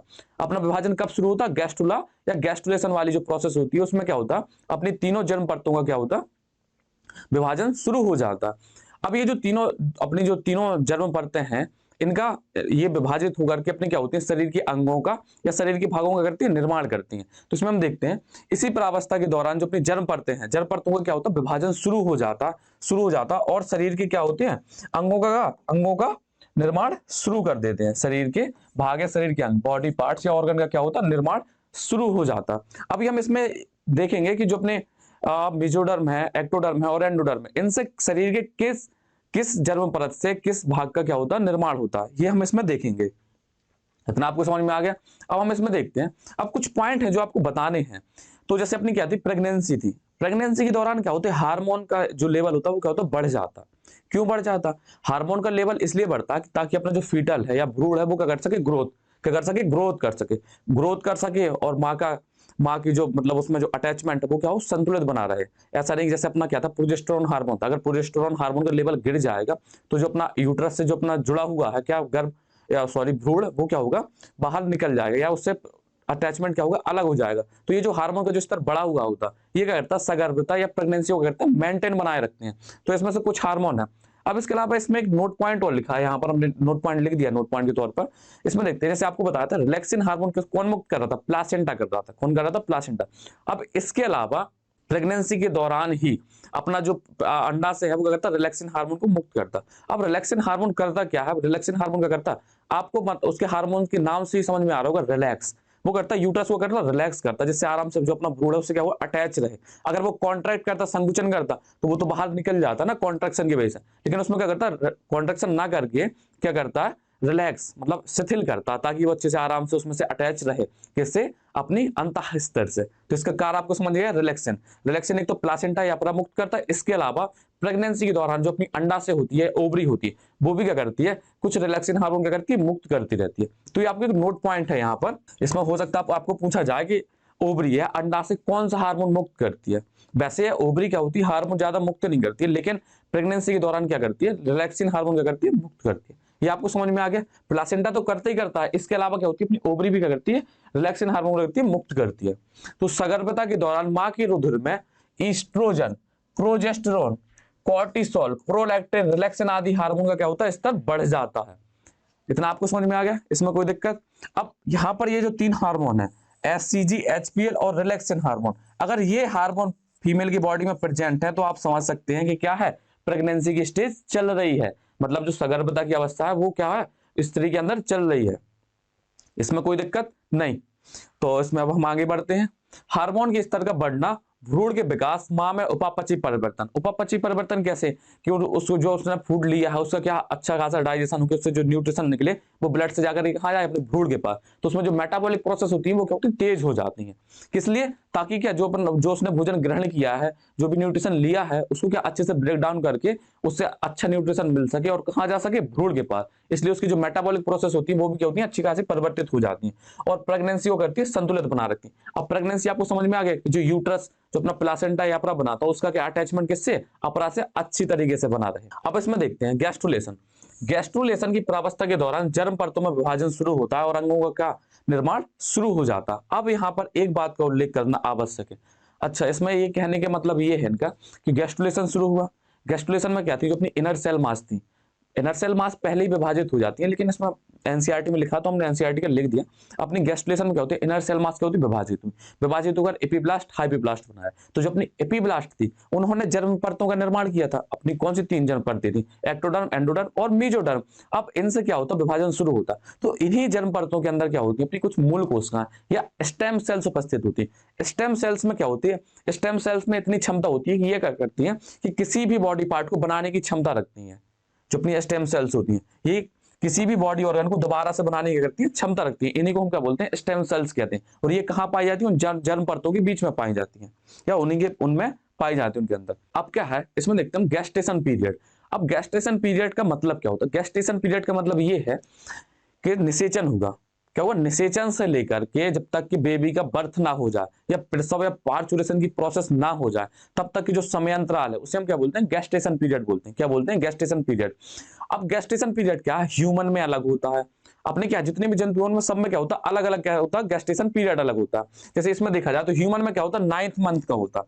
कितने का होता है, 9 मंथ, ये 9 महीने का होता है। इसके अलावा जो डॉग है अपने, उसमें क्या होता है, 65 से क्या 65 डेज का होता है, 58 to 65 डेज का क्या होता है, अपना गेस्टेशन पीरियड होता है। इतना समझ में आ गया। और जो अपना कैट होता है, कैट का जो गेस्टेशन पीरियड होता है वो कितना होता है, 9 से 10 वीक। डेज और वीक्स में आपको फर्क समझना है। पता चले आप कह दो कि 9 से 10 दिन में, ये नहीं, यहाँ पर आपको ध्यान देना अच्छे से, यहाँ गलती नहीं करनी है। इसके बाद हम देखते हैं कि एलिफेंट। तो एलिफेंट क्या, 18 से 22 महीने। अब इसमें इतना टाइम क्यों लगता है, तो आपको भी पता है कि जो हाथी होता है उसका जो भ्रूण या उसका जो बेबी बनता उसका कितना साइज कितना बड़ा होता, तो उसकी साइज को विभाजन करने के लिए, उतना बड़ा साइज करने के लिए क्या उतना टाइम लगता है। अब देखा जाए तो इसमें बिल्लियों का साइज क्या होता है, छोटा होता, उसी हिसाब से उन्होंने टाइम लिया। इसके अलावा जैसे कुत्ते का साइज होता है छोटा, जो अपना पिल्ले वगैरह होते हैं जो उनका बर्थ होता, तो उनके साइज के हिसाब से जितना बड़ा भ्रूण बनेगा उतना ही टाइम लगेगा। किसके लिए, गेस्टेशन पीरियड में, या जो गर्भ अवधि है उसमें उतना ही टाइम क्या होगा, ज्यादा लगेगा। जैसे अपना हाथी है या एलिफेंट है, इसमें ज्यादा टाइम क्यों लगा, क्योंकि इसका जो अपना बेबी का जो बर्थ हुआ है या जो भ्रूण बनेगा वो क्या है, बहुत ज्यादा उसका जो आकार है वो बड़ा होता है, इसलिए इसमें क्या टाइम ज्यादा लगता है। अब अपन देखते हैं कि इसके अपना जो ह्यूमन है इसका जो 9th मंथ का पीरियड है ये क्या होता है, 3 ट्राइमेस्टर या 3 तिमाही में बटा होता है। अब एक तिमाही क्या होती है, एक तिमाही में क्या होती है, अपने 3 महीने आते, क्या आते, 3 महीने। इसलिए 9 महीनों को 3 हिस्सों में बांटा गया, प्रथम तिमाही, द्वितीय तिमाही और तृतीय तिमाही। तो जो अपनी क्या है, प्रथम तिमाही, अब प्रथम तिमाही को अपन फर्स्ट ट्राइमेस्टर भी बोलेंगे, द्वितीय तिमाही को सेकंड ट्राइमेस्टर भी बोलेंगे और तृतीय तिमाही को थर्ड ट्राइमेस्टर बोलेंगे। तो गर्भ अवधि निषेचन से लेकर प्रसव तक के समय अंतराल को कहते हैं। जो अपनी गर्भ अवधि या गेस्टेशन पीरियड होता है वो कैसे, निषेचन से लेकर के प्रसव तक, प्रसव आप समझ रहे हैं, बेबी का बर्थ का टाइम जो होता है, अपना पार्चुलेशन की प्रोसेस होती है, तब तक के समय अंतराल को हम क्या बोलते हैं, गेस्टेशन पीरियड या प्रेगनेंसी पीरियड भी बोल सकते हैं इसको, सगर्भता अवधि। जैसे कि मनुष्य में गेस्टेशन पीरियड 9 मंथ्स का होता है, जिसको 3 तिमाही में क्या होगा, विभाजित किया गया, 3 तिमाही या 3 ट्राइमेस्टर। वो कितने महीने का होता, 9 महीने का होता। इससे तो आप बहुत अच्छे से परिचित होंगे कि जो प्रेगनेंसी होती है वो कितने 9 महीने की चलती है। उसके बाद क्या होता है, बेबी का बर्थ होता है। कभी कभी क्या होता, अब जब अपन प्रसव पढ़ेंगे तब उसमें इस बात का जिक्र करेंगे कि प्लासेंटा कभी कभी क्या जल्दी टूट जाता, तो कैसे प्रीमेच्योरेशन होता। उसके बाद हम अगली अपने जो अगला टॉपिक है पार्चुलेशन, प्रसव और लैक्टेशन, उसमें कंप्लीट करेंगे। उस वाले लेक्चर में अपना जो चैप्टर है वो क्या होगा, पूरी तरीके से कंप्लीट हो जाएगा। तो इसमें देखते हैं प्रथम तिमाही। प्रथम तिमाही क्या होता है, जो शुरू के 3 महीने होते हैं वो अपनी क्या होती है, प्रथम तिमाही में आते हैं। द्वितीय तिमाही में क्या होते हैं, तीसरे महीने से क्या छठवें महीने, मतलब चौथा महीना, 5वां महीना और 6वां महीना। इसके अलावा जो तृतीय तिमाही आती है उसमें 7वां, 8वां और 9वां महीना आता है, मतलब 6वें महीने से 9वें महीने तक, मतलब 6वां महीना समाप्त हो जाएगा तब शुरू होगी अपनी क्या, तृतीय तिमाही। अब इसमें देखते हैं कि जो अपने प्रथम तिमाही है इसमें होता क्या है।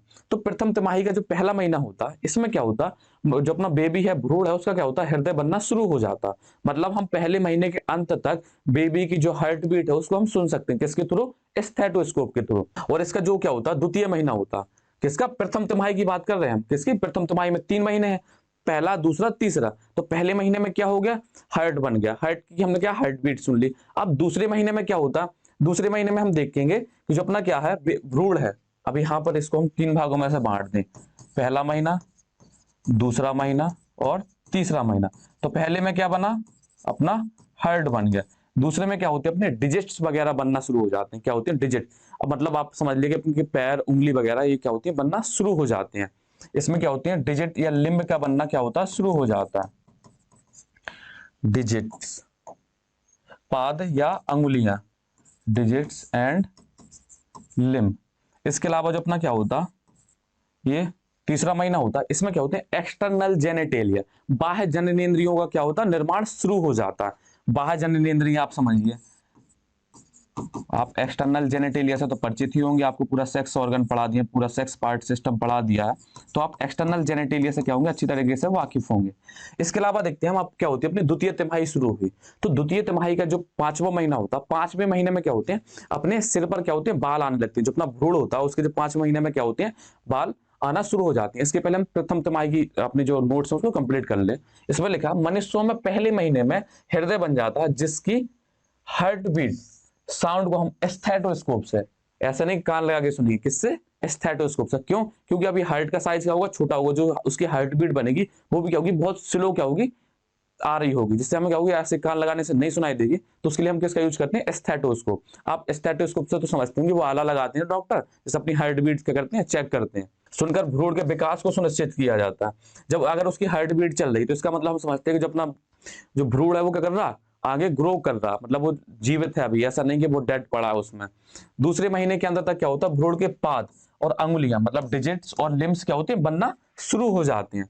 और पहली तिमाही के अंत तक अपने क्या होते हैं, मेजर जितने भी अपने क्या होते हैं, प्रमुख अंग होते हैं वो बन जाते हैं। और साथ ही साथ क्या बन जाते हैं, जैसे पाद और बाह्य जननेंद्रिय, पाद अपने क्या होते हैं, लिम्स वगैरह, हाथ पैर वगैरह बनना, और बाह्य जननेंद्रिय क्या होती है, बनना शुरू हो जाती हैं, एक्सटर्नल जेनेटेलिया। इसमें कोई दिक्कत नहीं। अब इसके बाद देखते हैं हम द्वितीय तिमाही। तो गर्भावस्था के 5वें महीने के दौरान गर्भ की क्या होती है, जो अपना जो बेबी है उसकी क्या होती है, पहली क्विकनिंग। आपने देखा होगा कि जैसे मूवी वगैरह में कहते हैं कि बेबी लात मार रहा, पुश कर रहा, तो ये जो पैर मारने वाली कहानी है, लात मारने वाली बात है, वो कब आती है, अपने 5वें महीने में आती है। कब आती है, 5वें महीने में। और 5वें महीने में ही क्या होता है, उसकी बेबी या भ्रूण के सिर पर क्या होती है, छोटे छोटे बाल निकलना शुरू हो जाते हैं। तो इसमें हम देखते हैं गर्भावस्था के 5वें महीने के दौरान क्या होता है, गर्भ की पहली गतिशीलता, फर्स्ट फीटल मूवमेंट या क्विकनिंग, मतलब लात मारने वाली कहानी कहते हैं ना, लात मार रहा बेबी, तो वो किस महीने में मारता, 5वें महीने में। और सिर पर बाल कब आ जाते हैं, अपने 5वें महीने में।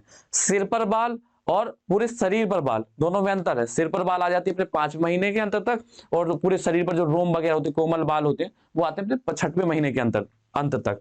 तो दूसरी तिमाही के अंत तक पूरे शरीर पर क्या होते हैं, कोमल बाल। यहां पर लिखा दूसरी तिमाही का अंत, दूसरी तिमाही का मतलब अंत का मतलब है छठवां महीना अंत हो रहा अपना, छठवें महीने के बाद, मतलब छठवां महीना खत्म हो रहा है, तब तक क्या होती है पूरे शरीर पर क्या होती है, कोमल बाल निकल आते हैं, और आंखों की जो पलकें अपनी ज्वाइंट होती हैं वो भी क्या होती है, खुल जाती हैं, मतलब उसकी आंखें भी खुल जाती हैं।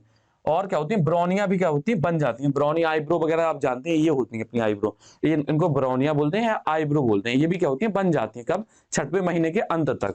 अब इसके बाद क्या देखते हैं अपन, तृतीय तिमाही। तृतीय तिमाही में अगर एक हिसाब से देखा जाए तो अपना जो बेबी बन जाता है वो क्या होता है, 7वें महीने के अंत तक अपना बेबी बन जाता है कंप्लीटली। बस फर्क ये हो जाता है कि वो क्या होता है, प्री मेच्योर होता है, मतलब पूरी तरीके से परिपक्व नहीं हुआ अभी। अगर उसका बर्थ हो जाए तो अब की जो टेक्नोलॉजी है, कभी कभी क्या है 7वें महीने में ही बर्थ हो जाता है, तो अपनी बहुत सारी टेक्नोलॉजी के थ्रू क्या करते हैं, उसको जीवित कर लेते हैं, मतलब वो बच जाता है।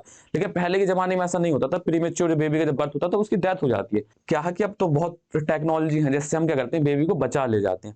लेकिन जो अपना बेबी जो पूरा तरीके से परिपक्व होता है या मेच्योर हो जाता है, जो प्रसव के लिए तैयार होता है, वो होता है अपने क्या 9वें महीने के अंत तक। हम ये बता रहे हैं कि जो अपना 7वां महीना है तब तक क्या होते हैं, बेबी के जो पार्ट्स हैं या ऑर्गन्स है वो क्या होते हैं, बन जाते हैं। लेकिन इसका मतलब ये नहीं है कि वो क्या हो पार्सुलेशन या प्रसव के लिए तैयार हो गया, बस उसमें क्या उनके पार्ट्स पूरे बन चुके हैं। इसलिए अगर 7वें महीने में भी जो क्या होता है, प्रसव होता है या पार्चुरेशन होता है, उसे हम क्या बोलेंगे, अपरिपक्व अपना भ्रूण होता है, या इमेच्योर इमेच्योर पार्चुरेशन बोलते हैं उसे, अपरिपक्व प्रसव। अब यहाँ पर हम देख रहे हैं जो पहला महीना, पहले महीना में जब अपना भ्रूण का जो शरीर भ्रूण है वो इस तरीके का दिखता है, आप इसमें पहचान भी नहीं पाओगे, इतना छोटा सा होता है। दूसरे महीने में ये होता है, और तीसरे महीने में आप आकार ये देख रहे होंगे। इसके अलावा चौथा महीना ये है, इसके अलावा 5वें महीने में, 5 महीने के बाद 6वें महीने। अब 7वें महीने में लगभग क्या पूरी तरीके से तैयार हो जाता है, ये बेबी अपना पूरा तैयार हो गया। अब इसमें क्या होते हैं, जो और सेल्स डेवलप होंगी, उसका शरीर का आकार और बढ़ता जाएगा, वो 8वें महीने में, और 9वें महीने में पूरा क्या है, अपना प्रसव के लिए क्या तैयार हो जाता है, ये क्या बेबी या भ्रूण। अब इसमें क्या कहते हैं, एक एनसीईआरटी का एक डायग्राम और है ये वाला, इसको कंफर्म करना बहुत जरूरी है। तो इसमें आप देख रहे होंगे ये अपना क्या भ्रूण है, ये क्या है भ्रूण। अब ये भ्रूण से ये क्या कनेक्ट, ये है अपनी क्या अम्बिलिकल कॉर्ड, जिसे अपने क्या बोला था नाभि, इसको हम बोलते हैं नाभि रज्जु। ये क्या होती है अपनी अम्बिलिकल कॉर्ड। अब अम्बिलिकल कॉर्ड में क्या होता है, अम्बिलिकल कॉर्ड में क्या होती है, कुछ वेन होती हैं और कुछ क्या होती है आर्टरी होती हैं। अब यहां पर जैसे आपको पता है कि जो आर्टरी होती है वो क्या करती है, ऑक्सीजनेटेड ब्लड को ले जाती है, और जो अपनी वेन होती है वो क्या होती है, डीऑक्सीजनेटेड ब्लड को कैरी करती है। लेकिन अम्बली कॉर्ड में क्या होता है, ये केस उल्टा हो जाता है।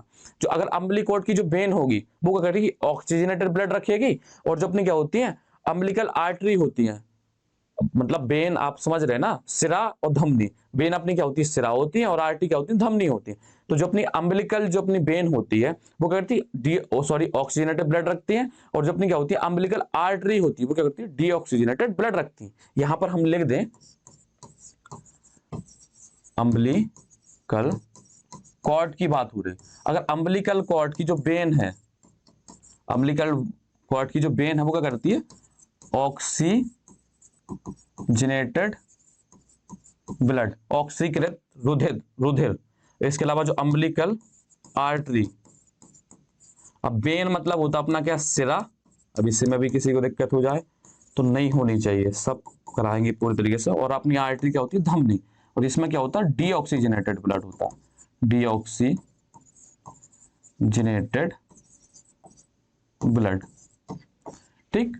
अब इसमें देखते हैं, यहां पर आपको दिख रहे होंगे अपरा रसांकुर, मतलब प्लासेंटा माइक्रोबिलाई होते हैं। ये क्या होते हैं, ये आपस में कनेक्ट है। यहां से ये क्या है, मैटरनल ब्लड के लिए क्या बेसल्स गई हैं, यहां पर ये अपना अपरा फैला हुआ, यहां पर न्यूट्रिशन इकट्ठा हुआ, यहां से न्यूट्रिशन होते हुए अपनी इससे यहां अपने भ्रूण के पास जाएगा। ये समझ में आ गया अपना, ये क्या भ्रूण हो गया, ये अपनी क्या है गर्भाशय गुहा।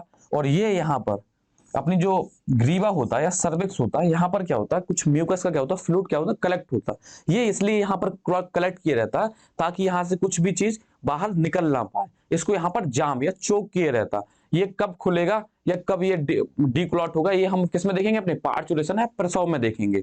इसमें यहाँ तक कोई दिक्कत नहीं। अब यहाँ पर पहुंचते हैं, आज हमने सीखा, इसके कुछ क्वेश्चन देते हैं। अब क्वेश्चन पर पहुंचने से पहले हम आज थोड़ी सी इंपॉर्टेंट बात करनी है कि जो अपने नोट्स हैं वो कैसे बनाएं, अपने नोट्स को बनाना कैसे। तो आप यहां पर देखो, जैसे मान लो एक तो क्या कि आपको पूरे नोट्स जो है हम यहाँ पर लिख करके आपको प्रोवाइड करते हैं। इसके अलावा आपको इनमें चेंजेस हल्के से करने क्या है वो आप कर सकते हो। इसमें आपको एनसीईआरटी की एक एक लाइन क्या है पूरी कवर की गई है। अगर आप एनसीईआरटी नहीं भी पढ़ते तो भी आपकी यहाँ पर एनसीईआरटी की एक लाइन क्या है कवर है। वैसे आपको एनसीईआरटी पढ़नी है, अगर ऐसा नहीं हमने कह दिया कि नहीं पढ़नी तो आप ना पढ़ो। हम ये कह रहे हैं कि आपके नोट्स में क्या है एनसीईआरटी की एक एक लाइन आपको कवर करके दी गई है। आप आंख बंद करके इन नोट्स पर भरोसा कर सकते हैं। अब देखो इस नोट्स को बनाना कैसे है। इन नोट्सों में मतलब मान लीजिए हमने ये लिखा है यहाँ पर द्वितीय तिमाही, तो आप इसको ही लिख सकते हैं। जैसा कि हमने अपने इंट्रोडक्टिव वीडियो में बोला था कि अपने जो बायोलॉजी होती है, बायोलॉजी के अलावा आप पूरी साइंस की बात कर लें हम, अगर हम साइंस में क्या करते हैं अंग्रेजी वर्ड का ज्यादा, अंग्रेजी टर्म का ज्यादा यूज करते हैं, तो वो नोट्स क्या होते हैं एक तो दिखने में अच्छे लगते हैं, और दिखने के अलावा जब उसकी कॉपी बोर्ड में चेक होती है तो क्या होता है जो अपना एग्जामिनर जो चेक करने वाला होता है वो क्या होता है उससे ज्यादा प्रभावित होता है।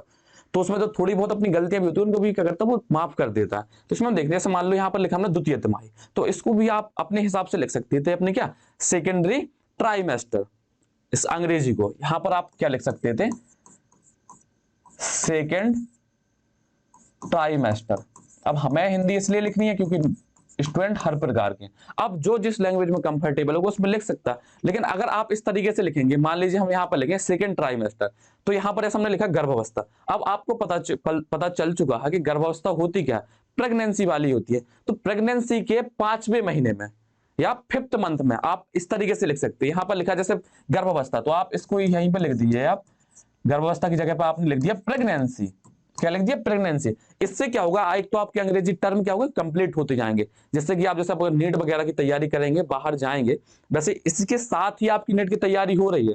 कुछ बच्चे ऐसे जिन बच्चों ने अपने वीडियो नहीं देखे उनको आप बता भी सको कि जो नोट्स होते हैं अगर इस तरीके से बनाएंगे तो हमारी क्या होगी अंग्रेजी टर्म क्या होगी कंप्लीट होगी, जिससे हम क्या होंगे किसी को जिस डिपार्टमेंट में जाना, नर्सिंग डिपार्टमेंट में जाना, फार्मेसी में जाना, या अपने क्या एमबीबीएस वगैरह करना, एमबीबीएस में या मेडिकल कॉलेज में भी और भी क्या ब्रांचेस हैं, वेटनरी, बीडीएस, बीएमएस और एमबीबीएस वगैरह, बीएचएमएस भी, ये ना कहते बीएचएमएस वाले हमारा नाम ले लिए। तो उसमें क्या करते हैं ये जो अगर आप अभी से अपनी ये टर्मिनोलॉजी ठीक कर दिया हो तो आपको आगे क्या करेगी बहुत हेल्प करेगी।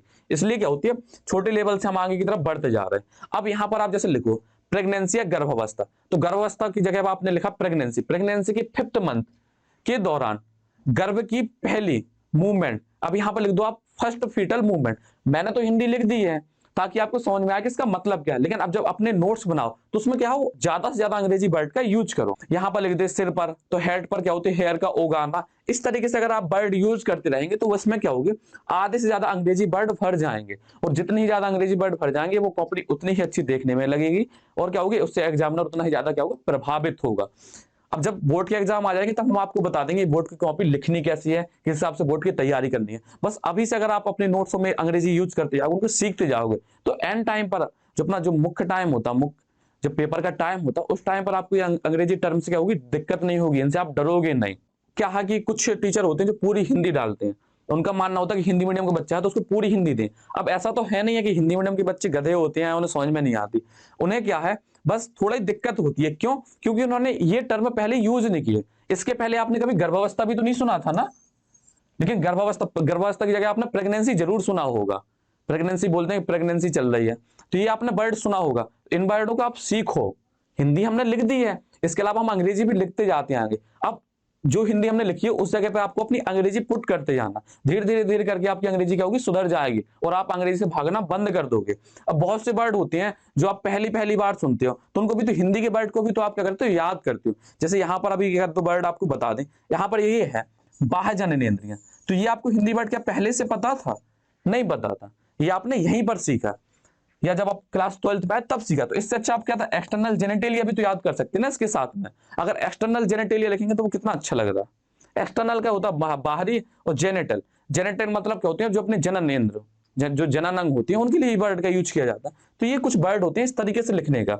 अब इन्हीं वर्डों में अगर आप देखें तो इसमें काफी अंग्रेजी के वर्ड हम यूज कर सकते हैं। जैसे मनुष्य लिखा, अब मनुष्य हमें मालूम है क्या होता है ह्यूमंस होते हैं, तो हम यहाँ लिख दें ह्यूमंस में पहले महीने में फर्स्ट मंथ में हृदय, हृदय की जगह हम हार्ट लिख दें, हार्ट बन जाता है जिसकी हार्ट बीट सुनकर।